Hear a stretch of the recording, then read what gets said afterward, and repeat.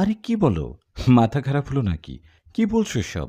তোমাকে জিন স্পর্শ করে মানে কি? আরে হ্যাঁ, সত্যি বলছি। আমি ঘুমালে আমাকে একটা জিন এসে স্পর্শ করে। শুধু স্পর্শ না, আরও অনেক কিছু করে। আমি এসব মুখে বলতে পারবো না। সামিয়ার কথায় এবার সিরিয়াস হয়ে ওর দিকে তাকিয়ে বললাম, তুমি কি এসব সত্যি বলছো? ভালো করে খেয়াল করে বলো। আমার কথায় সামিয়া বলল, নিশাদ, তুমি আমার বয়ফ্রেন্ড। তোমার সাথে মজা করছি না। তোমার সাথে বিষয়টা শেয়ার করছি। আমি এখনো কাউকে এই কথা বলিনি। কিভাবে বলবো? এসব কথা কি অন্য কাউকে বলা যায়? কেউ কি বিশ্বাস করবে? তুমি আমার বয়ফ্রেন্ড হয়েও আমার কথা বিশ্বাস করছো না, তাহলে অন্য কেউ কিভাবে করবে? সামিয়ার কথায় তখন আমি বললাম, আসলে আমাকে ভুল বুঝো না। তুমি যা বলছো সেটা আমি কেন? কেউ শুরুতে বিশ্বাস করবে না। আচ্ছা সামিয়া, শোনো, তুমি যে বারবার বলছো একটা জিন তোমাকে স্পর্শ করে, তুমি কিভাবে জানলা ওটা জিন? ওটা তো মানুষও হতে পারে, তাই না? আমার কথায় সামিয়া বলল, না না, ওটা মানুষ হতে পারে না। ও তো আমাকে অদৃশ্যভাবে স্পর্শ করে। তোমাকে এসব বলে বুঝাতে পারবো না। ওর কথায় তখন আমি বললাম, আচ্ছা শোনো, আজকে রাতে একটা কাজ করতে হবে। তুমি রাতের খাবার শেষে শুয়ে পড়বা। শুয়ে পড়ার আগে একটা কাজ করবা। তোমার ফোনের ক্যামেরা অন করে টেবিলের উপরে রেখে বিছানার দিকে করে ঘুমাবা। সত্যি সত্যি ঘুমাবা না, ঘুমানোর ভান করবা। তুমি ঘুমানোর ভান করে শুয়ে থাকলে ওই জিনিসটা তোমার রুমে আসবে। আর তখনই ক্যামেরায় ধরা পড়বে ও আসলে জিন নাকি কোনো মানুষ। তুমি আমার কথা মতো কাজ করো। দেখো, এতে কি বুঝতে না পারলে তোমার মা বাবাকে বিষয়টা জানাবে। অথবা আমি তোমাকে নিয়ে কোনো হুজুর বা কবিরাজের বাড়িতে যাব। কথাটা বলেই ওর কপালে হাত বুলিয়ে দিয়ে বললাম, ভয় পেও না। এরকম অনেকের সাথে হয়। আমি তো আছি, তাই না? রাতে বেশি ভয় লাগলে লাইট জ্বালিয়ে ঘুমাবা। কেমন? আমার কথায় সামিয়া বলল, ঠিক আছে। আমি আজকে আসি, হ্যাঁ? কালকে আবার দেখা হবে। ওর কথায় আমি বললাম, আমি এগিয়ে দিয়ে আসি। তখন ও বলল, বাড়ি পর্যন্ত এগিয়ে দিতে পারবা? ওর কথায় আমি মুচকি হেসে বললাম, না, তা পারবো না। তোমার মা বাবা আমাকে দেখলে সমস্যা হবে। আর কিছুদিন যাক, তখন তোমাকে নিয়ে তোমার বাড়িতে যাব। সরাসরি বিয়ের প্রস্তাব নিয়ে। হবু শ্বশুরবাড়ি এখন না হয় না গেলাম। আমার কথায় সামিয়া বলল, হইছে হইছে, বাবার সামনে যেতে ভয় পাও। এখন বড় বড় কথা বলছো। আচ্ছা, এখন আসি, গরম লাগছে। ঠিক আছে, যাও, সাবধানে যেও। বাড়িতে গিয়ে মেসেজ দিও, কেমন? আমার কথায় হ্যাঁ উত্তর দিয়ে সামিয়া চলে গেল। এদিকে আমিও চলে গেলাম বাড়িতে। সামিয়া বাড়িতে যাওয়ার পর সেদিন রাতের ঘটনা। আমার কথা মতো সামিয়া রাতের খাবার শেষে ওর ফোনের ক্যামেরাটা অন করে ঘুমানোর ভান করে শুয়ে থাকে। এভাবে বেশ কিছুদিন কেটে যায়। সামিয়ার কথা মতো রাত তখন ১২টা কি ১টা হবে। এরকম একটা সময় সামি ফিল করে তার বিছানায় এসে কেউ ধপাস করে বসল। বিছানায় কেউ বসায় সামিয়ার ভয় করতে শুরু করে। সামিয়ার বারবার ইচ্ছে করছিল চোখ খুলে দেখি কে আসলো। কিন্তু পুরো বিষয়টা জানতে সামিয়া চুপ করে শুয়ে থাকে। এর ঠিক কয়েক সেকেন্ড পর সামিয়া বুঝতে পারে ওর কোমরে কেউ হাত রাখল। হাতটা মনে হচ্ছে লোমে ভরা। নিজের কোমরে হাত রাখতে সামিয়া এক চিৎকার দিয়ে বিছানায় বসে আর পুরো রুমে তাকায়, কিন্তু কাউকে দেখতে পারে না। ওদিকে সামিয়া চিৎকারে ওর মা বাবা ভাই ভাবি সবাই দৌড়ে আসায় সামিয়া উঠে দরজা খুলে দেয়। দরজা খোলায় সবাই ঘরে এসে সামিয়াকে বলে, কি হয়েছে কি হয়েছে, এভাবে চিৎকার দিলে কেন? সবার কথায় সামিয়া কথাটা লুকিয়ে বলল, ভয় পেয়েছি, স্বপ্নে ভয় পেয়েছি। সামিয়ার কথায় ওর বাবা বলল, ও তাই বল, আমরা তো ভয় পেয়ে গিয়েছিলাম। তখন সামিয়ার মা সামিয়ার কাছে এসে দোয়া পড়ে ফুঁ দিয়ে বলল, দোয়া কালাম পড়ে ঘুমা। আশা করি কোনো সমস্যা হবে না মা। বেশি ভয় করছে কি? আমি কি তোমার সাথে ঘুমাবো? মায়ের কথায় সামিয়া বলল, না মা, তোমরা যাও। বেশি সমস্যা হলে তোমাকে ডাকবো। সামিয়ার কথায় ওরা চলে যাওয়ায় সামিয়া দরজা লাগিয়ে ওর ফোনের কাছে গিয়ে ফোনটা নিয়ে বিছানায় বসল। বিছানায় বসে এতক্ষণ ক্যামেরায় ভিডিও হওয়া ভিডিওটা দেখল, কিন্তু ওখানে সে কাউকে দেখতে পেল না। কাউকে দেখতে না পেয়ে সামিয়া শিওর হলো ওর রুমে কোনো মানুষ না, কোনো জিন বা ভূত আসছে। কিন্তু কোনো জিন কেন ওর কাছে আসে, এটা ভেবে ভয়ে সেই রাতে আর ঘুমায়নি সামিয়া। পরের দিন দুপুরবেলা সামিয়ার সাথে দেখা হওয়ায় ও বলে, কাল রাতে কল করেছিলাম, ধরনি কেন? জানো কত ভয় করছিল? ভয়ে আমি ঘুমাইনি সারা রাত। সামিয়ার কথায় ওকে বললাম, কেন, কালকে কি কেউ আসছিল নাকি? তোমাকে যা করতে বলেছিলাম করেছো? মোবাইলে ভিডিও করেছো? আমার কথায় ও কিছু না বলে ফোনটা বের করে আমাকে দিয়ে বলল, দেখো, ভিডিওটা দেখো। ভিডিওতে কাউকে দেখা যাচ্ছে না। ওখানে কাউকে দেখা যাচ্ছে না, অথচ আমাকে কেউ স্পর্শ করছে। আমি বুঝতে পারছিলাম ওই হাতটা লোমে ভরা। দেখো, এটা স্বাভাবিক কিছু হতে পারে না। এখন কি করব তুমি বলো? সামিয়ার কথায় বেশ চিন্তিত হয়ে আমার একটা বন্ধুকে কল দিয়ে ভালো কোনো কবিরাজের ঠিকানা নিলাম। কবিরাজের ঠিকানা নিয়ে সামিয়াকে নিয়ে চলে গেলাম সেই কবিরাজের বাড়িতে। কবিরাজের কাছে গিয়ে ওনাকে সব ঘটনা খুলে বলায় উনি বেশ কিছুক্ষণ চুপ থেকে দেখাশোনা করলেন আর বললেন, আমি তো কিছু বুঝতে পারছি না। আমি আমার সাথে থাকা জিনদের মাধ্যমে সব ধরনের খবর নেই। তোমাদের কাছে সব শুনে আমার সাথে থাকা জিনদের পাঠালাম খবর নিতে, কিন্তু আমার জিনেরা কোনো খবর দিতে পারল না। উল্টো ওরা বলল, এই মেয়ের সাথে কোনো জিন নেই। কবিরাজের কথায় সামিয়া বলল, না না, আছে, আমি ফিল করি। ও ওই জিনটা আমাকে স্পর্শ করে।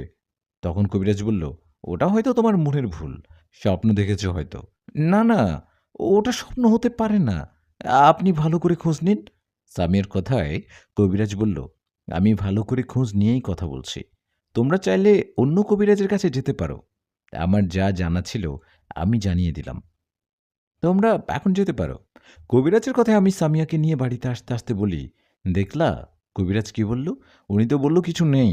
এদিকে তুমি বলছো তোমার কাছে কেউ না কেউ আসে। আমার কথার জবাবে সামিয়া বলল, উনি হয়তো জানেন না, কিন্তু নিষাদ, বিশ্বাস করো, আমার কাছে কেউ আসে, আমাকে স্পর্শ করে। শুধু স্পর্শ না, শারীরিক সম্পর্ক করে আমার সাথে। কথাটা বলতে বলতেই কান্না করে ফেলল সামিয়া।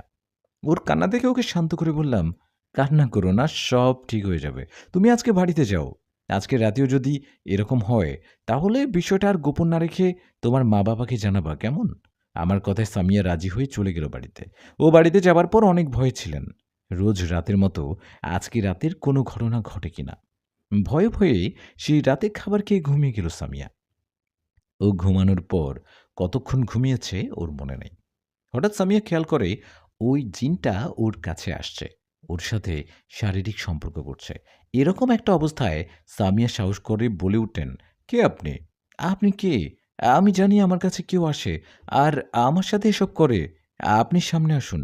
কথাটা বলে সামিয়া বিছানা থেকে উঠে বসে। এমন একটা সময় সামিয়া খেয়াল করেন তার বিছানা থেকে কালো ধোঁয়ার মতো কিছু একটা একটু দূরে সরে গিয়ে একটা ভয়ঙ্কর জিনের রূপ নিল। সে জিনটার মুখের একদিকে পড়ে যাওয়া, চোখের মণি দুটো সাদা, তার হাতে কোনো মাংস ছিল না, একদম কঙ্কালের মতো। এরকম একটা জিনকে দেখে সামিয়া প্রচণ্ড জোরে একটা চিৎকার করে জ্ঞান হারিয়ে ফেলে। সামিয়া চিৎকারে ওর মা বাবা ভাই ভাবি সবাই দরজার সামনে এসে সামিয়াকে ডাকতে থাকে, কিন্তু সামিয়া তো জ্ঞান হারানো। সামিয়া দরজা না খুলতে পারায় ওর মা বাবা ভাই সবাই মিলে দরজা ভেঙে ভিতরে ঢোকে। ভিতরে এসে সামিয়ার জ্ঞান ফেরানোর চেষ্টা করতে থাকে, কিন্তু সামিয়ার জ্ঞান ফেরে না। সামিয়ার জ্ঞান ফিরে পরের দিন সকালে। সকালে জ্ঞান ফেরায় ওর মা বাবা ভাই ভাবি সবাই ওকে জিজ্ঞেস করে রাতে কি হয়েছিল। সবার কথার উত্তরে সামিয়া সব ঘটনা ওদেরকে খুলে বলে। সামিয়া বলে, কিছুদিন যাবৎ আমার সাথে এরকম ঘটনা ঘটছে। সামিয়ার কথায় তখন সবাই যেন আকাশ থেকে পড়ে। সবাই বলতে থাকে, এরকম ঘটনা কিভাবে সম্ভব? জিনেরা মানুষের সাথে এরকম করতে পারে? বিশ্বাস করার মতো ঘটনা না হলেও করতে হচ্ছে। কোনো মা বাবা সন্তানের কষ্ট দেখতে পারে না। সামিয়ার কষ্টে ওর মা বাবা সামিয়াকে নিয়ে একজন কবিরাজের কাছে যান। কবিরাজের কাছে যাবার পর সামিয়া কবিরাজকে সব ঘটনা খুলে বলে। সামিয়া এটাও বলে, কিছুদিন ধরে আমার সাথে এরকম ঘটনা ঘটায় আমি লজ্জায় আমার পরিবারের কাউকে বলতে পারিনি। কাউকে বলতে না পেরে আমি গতকাল আমার একটা বন্ধুকে নিয়ে একজন কবিরাজের কাছে যাই। ওনার কাছে যাওয়ায় উনি আমাকে দেখে বলে, আমার সাথে নাকি কিছু ঘটেনি, আমি নাকি স্বপ্ন দেখছি। কিন্তু আমি তো জানি এটা স্বপ্ন না, এটা বাস্তব। সামিয়ার কথায় সেই কবিরাজ বলে, বুঝতে পারছি, আমি দেখছি কোনো খোঁজ নিতে পারি কিনা। কথাটা বলে কবিরাজ সামিয়া ওর মা বাবাকে রেখে ওনার অন্য একটা ঘরে যান আর কিছুক্ষণ পর চলে আসেন। উনি এসে সামিয়ার মা বাবাকে বলেন, আসলে সত্যি বলতে আমিও তো কোনো খোঁজ নিতে পারলাম না। আমি সবসময় আমার ওই ঘরটাকে আমার জিনদের সাথে কথা বলি সরাসরি। ওরা সরাসরি আমাকে সব বিষয় জানায়, কিন্তু আপনাদের মেয়ের বিষয় ওরা কিছুই বলতে পারল না। তবে হ্যাঁ, ওরা একটা কথা বলছে, ওরা বলছে আপনাদের বাড়িতে যেতে। সেখানে গিয়ে দেখলে হয়তো কোনো কিছু জানা যাবে। কবিরাজের কথায় সামিয়ার বাবা বলেন, "তাহলে তাই করুন। চলুন আমাদের সাথে আমাদের বাড়িতে।" উনার কথায় কবিরাজ বলেন, "এখন না।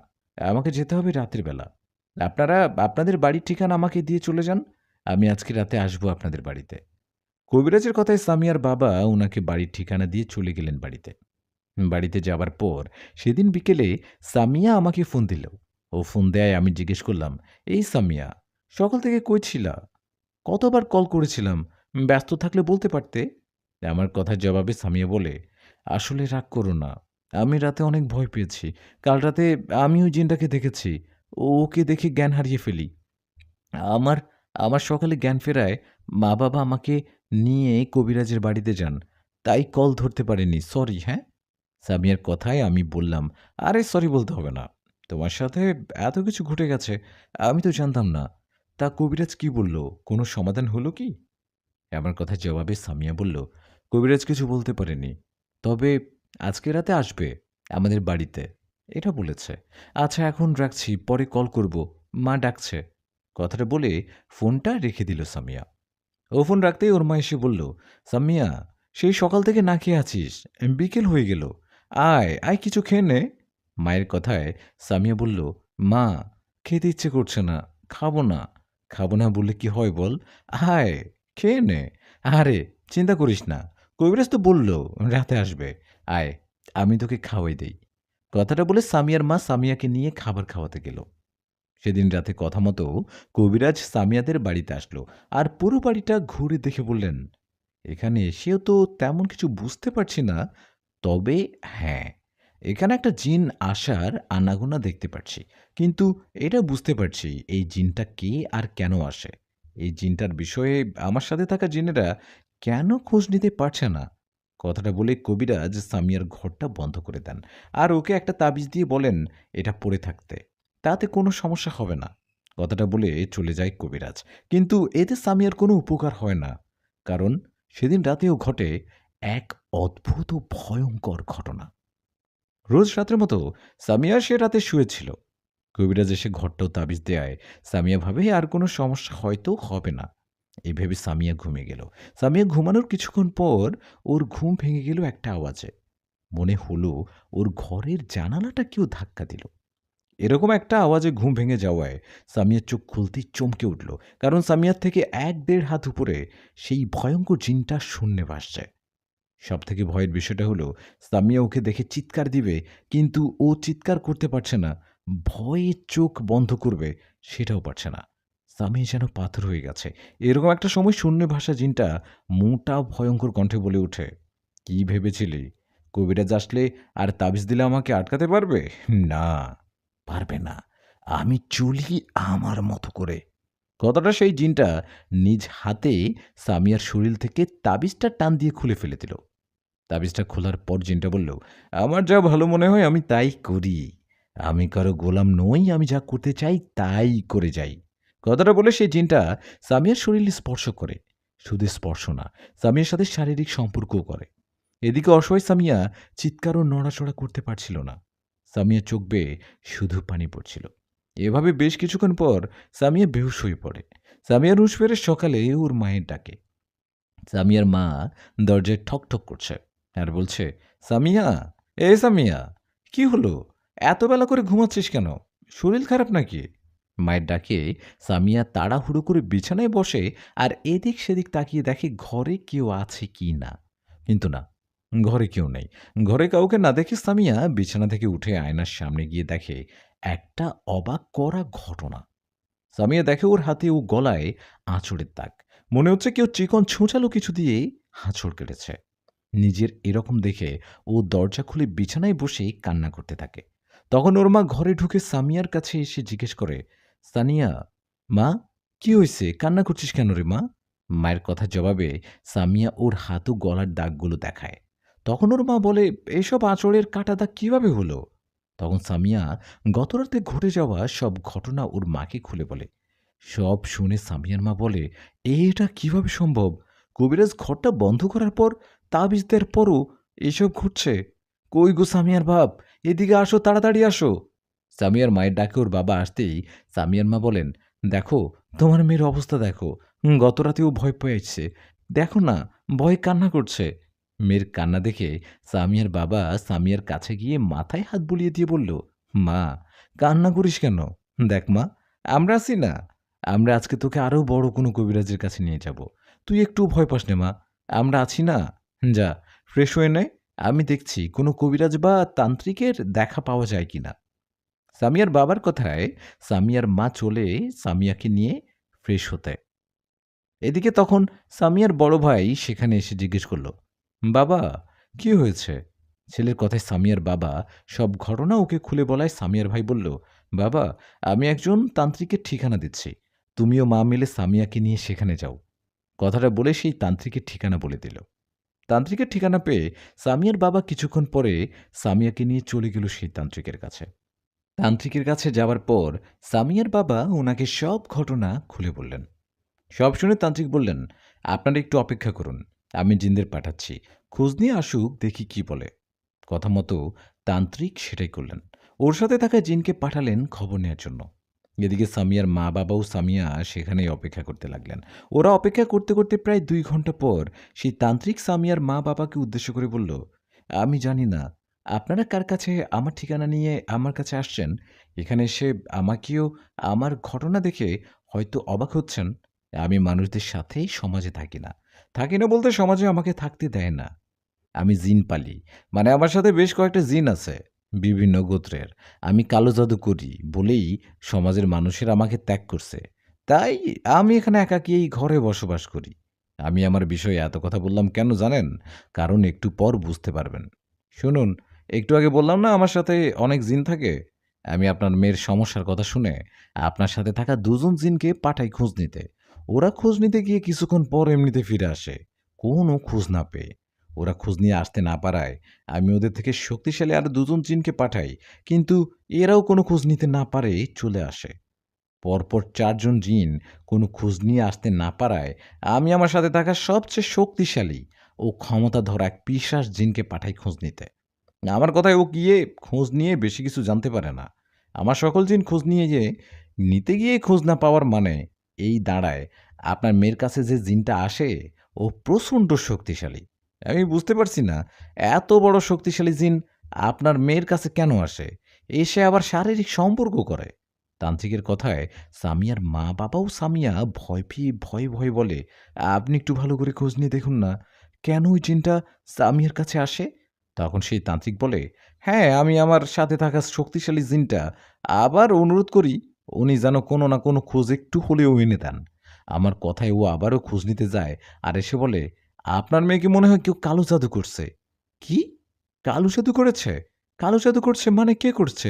সামিয়ার বাবার কথায় তান্ত্রিক বলেন, আমি শিওর না, আমারও আমার সাথে থাকা জিনদের ধারণা। আমি মনে হয় আপনাদের সমস্যার সমাধান করতে পারবো না। তবে বা আমি আপনাদের কিছু কথা বলি। অনেক সময় জিনেরা কোনো মানুষকে পছন্দ করার ফলে তার কাছে আসে, তাকে ধরে। অনেক সময় কালো জাদু করে জিন পাঠানো হয়। এখন আপনার মেয়ের সাথে যে হচ্ছেটা কি সেটা সঠিকভাবে বলতে পারছি না, তবে এটা জানি ওই জিনটার ক্ষমতা অনেক। আপনারা একটা কাজ করতে পারেন, আপনাদের মেয়েকে বিয়ে দিয়ে দেন, তাইলে ওই জিনটা হয়তো আর নাও আসতে পারে। তান্ত্রিকের কথায় সামিয়ার মা বাবাও সামিয়া চিন্তিত হয়ে বাড়িতে চলে যায়।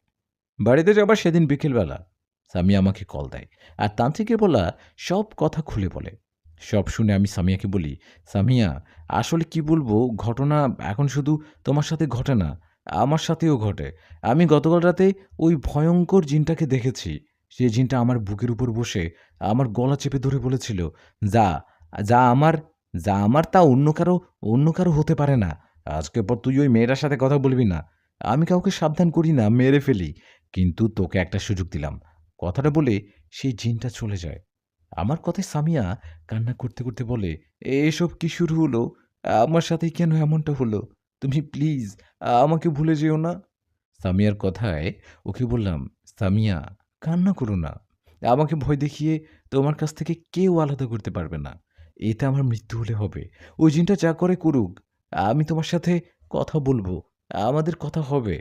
আমার কথায় সামিয়া বলল, তান্ত্রিক বলেছে আমাকে বিয়ে দিতে। এখন মা বাবা যদি তান্ত্রিকের কথা মতো আমাকে অন্য কোথাও বিয়ে দেয়, তখন কি হবে? না, না, অন্য কোথাও বিয়ে হবে না তোমার। দরকার হয় আমি তোমার মা-বাবার কাছে বিয়ের প্রস্তাব নিয়ে যাব। তোমার মা-বাবা তোমাকে অন্য কারো সাথে বিয়ে দিতে চাইলে বা বিয়ের কথা উঠলে আমাকে বলবা। আমি বিয়ের প্রস্তাব নিয়ে যাব।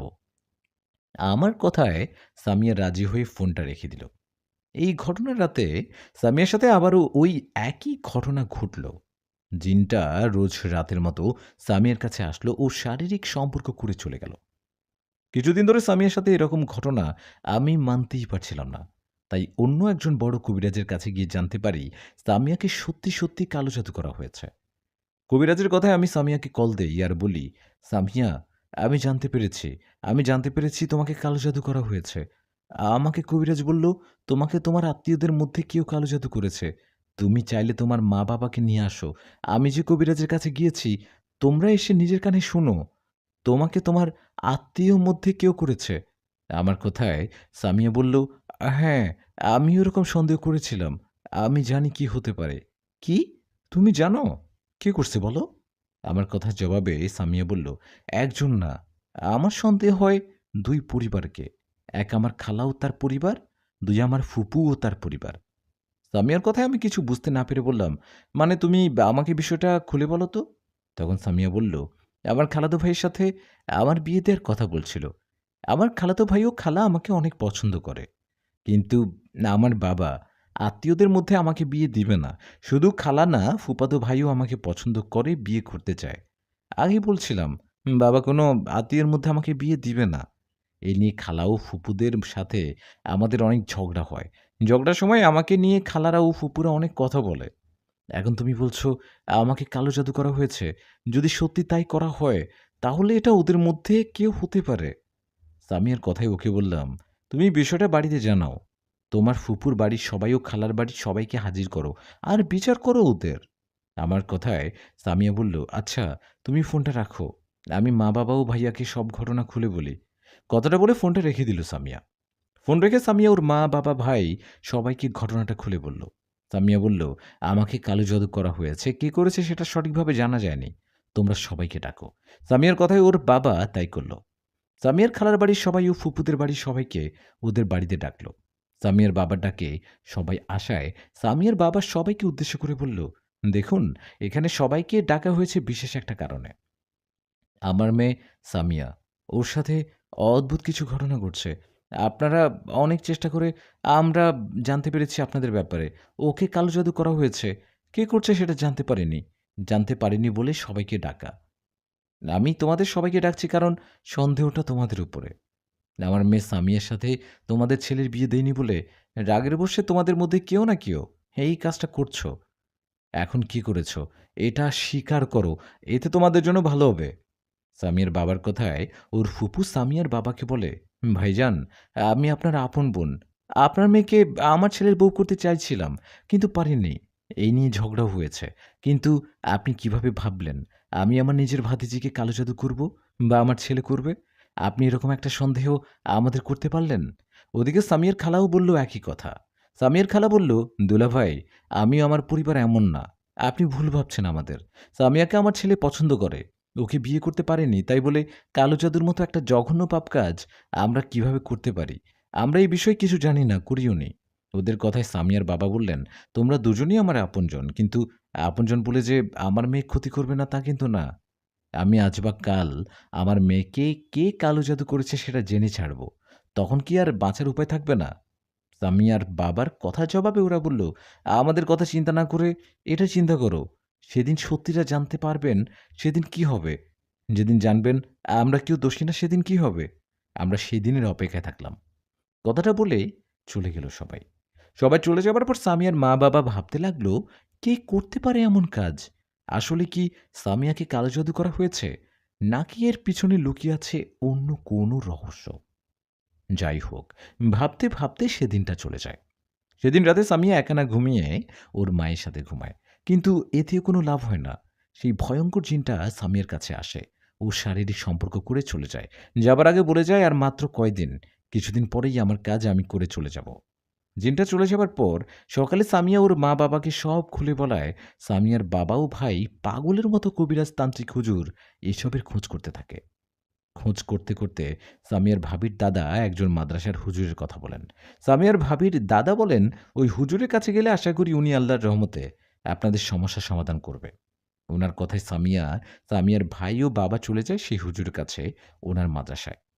সবাই মাদ্রাসায় যাবার পর সেই হুজুর বলল, আপনারা কে, কার কাছে আসছেন? হুজুরের কথায় সামিয়ার বাবা হুজুরকে বলেন, আপনার কাছে আসছি হুজুর, অনেক বড় বিপদে পড়ে আসছি, আপনি একটু সাহায্য করুন, আমার মেয়েটার এমন পরিস্থিতি আমি আর দেখতে পারছি না। এই বলে সামিয়ার বাবা হুজুরকে সব ঘটনা খুলে বলে। সব শুনে হুজুর বলেন, সত্যি বলতে আমি তেমন জেনে ধরা রুগী দেখি না, রুগী দেখতে কোথাও যাইও না। আমি আপনাদের সমস্যার কথা শুনলাম, সব শুনে মনে হলো আপনাদের সাহায্য করার দরকার। আল্লাহ চান তো আমি আপনাদের সাহায্য করতে পারবো, আপনারা একটু অপেক্ষা করুন, আমি আসছি। কথাটা বলে হুজুর কোথায় জানি গেল, আর একটু পরে ফিরেও আসলো। হুজুর এসে সামিয়ার বাবাকে বলল, আপনার মেয়ে সামিয়াকে ভয়ঙ্কর রকমের কালো জাদু করা হয়েছে। এটা খুব কঠিন লেভেলের নিকৃষ্ট কালো জাদু। এটা এমন এক কালো জাদু যেটা সহজে কেউ ধরতে পারবে না। মানুষ তো দূরের কথা, কোনো জিনও সহজে বুঝতে পারবে না আপনার মেয়েকে কালো জাদু করা হয়েছে। আমি আল্লাহর রহমতে আমার বন্ধু জিনের মাধ্যমে বিষয়টা জানতে পেরেছি। আমি এটাও জানতে পেরেছি কে কালো জাদু করেছে। আমি এই কালো জাদু কাটাতে পারবো না, এরকম এটা যে করেছে সেই পারবে কাটাতে। আমি আপনাদের তার নাম বলছি, যে কালো জাদু করেছে, আপনারা তার কাছে যান, ওর সাথে ঝগড়া না করে অনুরোধ করেন ও যেন কালো জাদু তুলে নেয়। এই বলে হুজুর সামিয়াকে কালো জাদু করা ব্যক্তির নাম বলল। হুজুরের মুখে কালো জাদু করা ব্যক্তির নাম শুনে ও যেন আকাশ থেকে পড়ল। কে সেই ব্যক্তি জানতে পারবেন একটু পর। হুজুরের মুখে সব ঘটনা শুনে সামিয়ারা বাড়িতে চলে আসে। বাড়িতে এসে সামিয়াও আমাকে কল করে। সামিয়া আমাকে কল করে বলে, নিশাদ, দেখা করো, জরুরি কথা আছে। সামিয়ার কথায় আমি রাজি হয়ে যাই, আর দুজনে দেখা করি। আমাদের দেখা হতে সামিয়া বলে, নিশাদ, আমি জানতে পারছি আমাকে কালো জাদু কে করছে। ওর কথার জবাবে আমি বলি, তাই, কে করেছে? তোমার ফুফাতো ভাই নাকি খালাতো? না, তার নাম? ও তুমি? আমি আমি কি যে করব? আমার কথায় সামিয়া কান্না করতে করতে বলল। ওর কান্না দেখে ওর পাশে বসে বললাম, এই কি হলো, কান্না করছো কেন, বলো আমাকে। আমার কথায় সামিয়া কান্না ভরা চোখে আমার দিকে তাকিয়ে বলল, দুনিয়াতে কি সত্যিকারের ভালোবাসা নেই? ভালোবাসা বলতে কি সব অভিনয়? সামিয়ার কথায় আমি কিছু বুঝতে না পেরে বললাম, কি বলো, তোমার কথা তো কিছুই বুঝছি না। তখন সামিয়া বলল, আর কত, আর কত অভিনয় করবা? তুমি কেন করলা এমনটা নিশাদ? তুমি আমার ভালোবাসার সুযোগ নিয়ে এমনটা করতে পারলা? আমার বয়ফ্রেন্ড হয়ে আমাকে কালো জাদু করতে পারলা? সামিয়ার কথা শেষ না হতেই হঠাৎ করে সামিয়ার ভাই এসে আমার হাত চেপে ধরল আর বলল, বল, কেন করছিস এসব? সামিয়ার কথা ও ওর ভাইয়ের আচরণে আমি বলে উঠি, হো, হুম, তাহলে সত্যিটা জানতে পেরেছো, তাই না? আমার কথায় সামিয়া বলল, তাহলে স্বীকার করছো তুমি আমাকে কালো জাদু করছো? এদিকে সামিয়ার ভাই আমাকে বলছে, কি হলো, কথা বল, কেন করলি আমার বোনের সাথে এমনটা? আর তোকে কেন জানি চেনা চেনা লাগছে। সামিয়ার ভাইয়ের কথায় আমি বললাম, চেনা চেনা লাগছে তাই না? দেখ, আমার মুখের দিকে ভালো করে দেখ, আমাকে তুই চিনবি রে বেঈমান, চিনবি। আমার কথায় সামিয়ার ভাই বলল, বল, কে তুই, বল। উনার কথায় আমি রেগে গিয়ে বললাম, হাত ছাড়ো। আমার কথাটা বলে হাতটা ছাড়িয়ে বললাম, আমি জেসমিনের ভাই। জেসমিন? কোন জেসমিন? সামির ভাইয়ের কথায় আমি একটা হাসি দিয়ে বললাম, কোন জেসমিন? এখন জেসমিনকে চিনিস না? চিনবি কেমনে রে বেঈমান? তুই তো এখন অন্য একটা মেয়েকে বিয়ে করেছিস। আমি সেই জেসমিনের কথা বলছি, যে জেসমিনকে ভালোবেসেছিলি তুই। তোর ভালোবাসা জেসমিনের কথা, তোর ভালোবাসা জেসমিনের কথা বলছি আমি। আমার বড় বোনের সাথে ভালোবাসা ছিল তোর। আমার বোন মন থেকে তোকে ভালোবেসেছিল। আর তুই বিয়ে করেছিলি অন্য একটা মেয়েকে। তুই আমার বোনকে ভুলে অন্য একটা মেয়েকে বিয়ে করায় কষ্ট, দুঃখ, যন্ত্রণা সহ্য করতে না পেরে আমার বোনটা পাগলি হয়ে যায়। আমার বোনটা এখন পাগলি। ওকে ঘরে আটকে রাখতে হচ্ছে।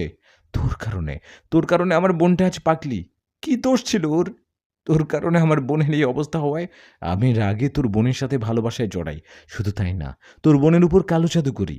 এটা এমন একটা কালো জাদু যেটার মাধ্যমে একটা ভয়ঙ্কর ও শক্তিশালী জিনকে তোর বোনের উপর চালান করে দেওয়া হয়েছে। এখনো সেই জিনটা তোর বোনকে আস্তে, আস্তে পাগলি করে দিবে। এই দিনটারই অপেক্ষা করছিলাম রে। কেমন লাগছে এখন? এখন যা, পারলে নিজের বোনকে বাঁচা। সুস্থ কর নিজের বোনকে। কথাটা বলে সেখান থেকে চলে আসি আমি। ওদিকে আমার কথায় সামিয়া পাথরের মতো দাঁড়িয়ে রইল। আমি আর ওদের দিকে না তাকিয়ে সোজা চলে আসলাম বাড়িতে। বাড়িতে আসার পর আপুর কাছে গেলাম। আপুর তো মাথায় সমস্যা। ও পাগলামি করছে। আপুর দিকে তাকাতেই চোখ দিয়ে পানি পড়তে লাগলো। তখন হাসতে, হাসতে বললাম, "আপু, তোর কষ্টের প্রতিশোধ নিয়েছি আজ। আজকে ওদের বুঝিয়ে দিয়েছি কষ্ট কাকে বলে।" কথাগুলো বলছি আর চোখ বেয়ে পড়ছিল পানি। আমি গুটিসুটি হয়ে সামিয়ার কথা ভাবতে লাগলাম। একসময় হঠাৎ মনে হলো, প্রতিশোধ নিতে গিয়ে আমি সামিয়ার সাথে অন্যায় করিনি তো? এখানে একটা কথা বলে রাখি। সামিয়াকে আমি কালো জাদু করেছি ঠিকই, কিন্তু আপনারা যেভাবে ভাবছেন ওভাবে নয়। আমার কথা নিশ্চয়ই বুঝতে পারছেন না? একটু পরেই বুঝতে পারবেন, অপেক্ষা করুন। আমি আপুর পাশে বসে কান্না করার সময় মা-বাবা ওখানে আসে। ওরা আসায় আমি মা-বাবাকে আমার ও সামিয়ার বিষয় সব খুলে বলি। সব শুনে আমার বাবা বলে, "বাবা, বাবা নিশাদ, তুই কি করছিস এটা? দেখ বাবা, কেউ আঘাত করলে বা বকা দিলে আমাদেরও যে তাকে উল্টো আঘাত করতে হবে বা বকা দিতে হবে এমনটা নয় বাবা। কারো আঘাত ও কষ্ট সহ্য করার নামই জীবন। অনেক সময় এগুলো সহ্য করে থাকতে হয়। আমাদের উপর যে অপরাধ করছে, আমরা না পারলেও আল্লাহ ঠিকই তাকে একদিন না একদিন শাস্তি দিবে। তুই সামিয়ার সাথে এটা ঠিক করিসনি বাবা। সামিয়ার ভাই তোর বোন মানে আমার মেয়ের সাথে যেটা করেছে সেটা অপরাধ। অপরাধের শাস্তিও একদিন না একদিন পাবে। কিন্তু এভাবে প্রতিশোধ নেওয়া ঠিক হয়নি রে বাবা।" বাবার কথা শেষ হতেই মা বলল, "দেখ বাবা, ওরা খারাপ বলে কি আমাদেরও খারাপ হতে হবে? এটার নাম কি জীবন? তুই সামিয়াকে কালো জাদু করেছিস, তুই সেটা কাটাবি। তুই এখনই যা, সেই কবিরাজ বা তান্ত্রিকের কাছে যা আর ওর উপর থেকে কালো জাদুটা কাটিয়ে নিয়ে আয়।"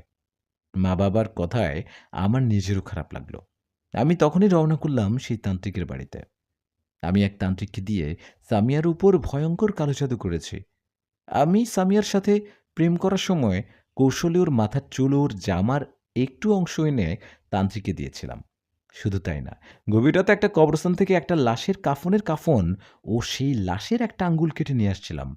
এই সব কিছু তান্ত্রিককে দেয়ায় উনি এগুলো একটা কালো ছাগল বলি দিয়ে তার রক্ত নিয়ে কালো জাদু করে ভয়ঙ্কর একটা জিনকে সামিয়ার কাছে পাঠায়। এখানে একটা কথা বলি, এই যে আমি কালো জাদু করতে কি করছি এসব শুনে কেউ এখন কখনো আবার ভুল করে কাউকে কালো জাদু করতে যাবেন না। আমার এই গল্পটা লেখার মূল কারণ কালো জাদু করা থেকে সাবধান করা। ভুল করে কখনো কাউকে কালো জাদু করলে উল্টো আপনি মহা বিপদে পড়বেন। আপনার অনেক বড় ক্ষতি হবে। গল্পটা পড়তে থাকুন, শুনতে থাকুন, দেখবেন আমি কালো জাদু করার ফল কি হয়। যাই হোক, আমি বাড়ি থেকে বেরিয়ে সেই তান্ত্রিকের কাছে যাই। ওনার কাছে যাবার পর রেগে গিয়ে বলি, "আপনি এটা কি করছেন? আপনার সাথে কি কথা ছিল? আমি আপনাকে বলেছিলাম সামিয়ার উপর কালো জাদু করে জিন চালান করবেন। সে জিন যেন গিয়ে শুধু সামিয়াকে একটু ভয় দেখায় আর ওকে আস্তে, আস্তে পাগল করে দেয়। কিন্তু আপনি যে জিনটাকে পাঠিয়েছেন সে তো সামিয়ার সাথে সহবাস করে। শারীরিক সম্পর্ক করতে তো বলিনি। আমি তাহলে ওটা কেন করে?" আমার কথায় তান্ত্রিক বলল, "আসলে কালো জাদু করতে তোমাকে যা, যা আনতে বলেছিলাম তা তো নিয়ে আসছো। তোমার ওই সবকিছু দিয়ে আমি তন্ত্রমন্ত্র পড়ে ভয়ঙ্কর পিশাচ জিনকে আমন্ত্রণ জানাই। আমি ভেবেছিলাম সাধারণ কোনো জিন আসবে, কিন্তু আমার আমন্ত্রণে হাজির হয়েছে অনেক বড় ভয়ঙ্কর একটা জিন। এই গোত্রের জিনেরা খুব ভয়ঙ্কর হয়। এরা একবার যা বলে বা ভাবে সেটা করেই ছাড়ে।" তান্ত্রিকের কথায় আমি বললাম, "যেটা সেটা তো করা যাবে না। আমি সামিয়ার পরিবারের উপর রাগ করে সামিয়াকে কালো জাদু করছিলাম ঠিকই। কিন্তু আমি এটা চাই না। একটা জিন ওর সাথে শারীরিক সম্পর্ক করুক। আমি এটা চাই না। আপনি আপনি কিছু একটা করেন।" আমার কথার জবাবে তান্ত্রিক বলল, "এখন আর বলে কিছু লাভ নেই। ওর যা করার ও করবে।" "না, না, এটা হতে পারে না। আমি আপনাকে অনেক টাকা দিব। আপনি দয়া করে কোনো একটা ব্যবস্থা করেন। আপনি আপনি কালো জাদু কাটিয়ে নিন। ওই জিনটাকে সামিয়ার জীবন থেকে সরিয়ে দিন।" আমার কথায় তান্ত্রিক বলল, "একটা উপায়ে কালো জাদু কাটানো যাবে, কিন্তু এর জন্য অনেক ভয়ঙ্কর কাজ করতে হবে তোমাকে।" "ভয়ঙ্কর কাজ? কী কাজ করতে হবে বলুন?" তখন তান্ত্রিক আমাকে বলল, "মনে আছে ওই মেয়েটাকে কালো জাদু করার সময় তুমি রাত্রিবেলা কবরস্থানে গিয়েছিলে? সেখানে গিয়ে একটা লাশের আঙ্গুল কেটে নিয়ে আসছিলে। এখন তোমাকে আবারও সেই কবরস্থানে যেতে হবে। আর ওই লাশের কেটে নিয়ে আসা আঙ্গুলটা সেই কবরে রেখে আরেকটা আঙ্গুল কেটে নিয়ে আসতে হবে।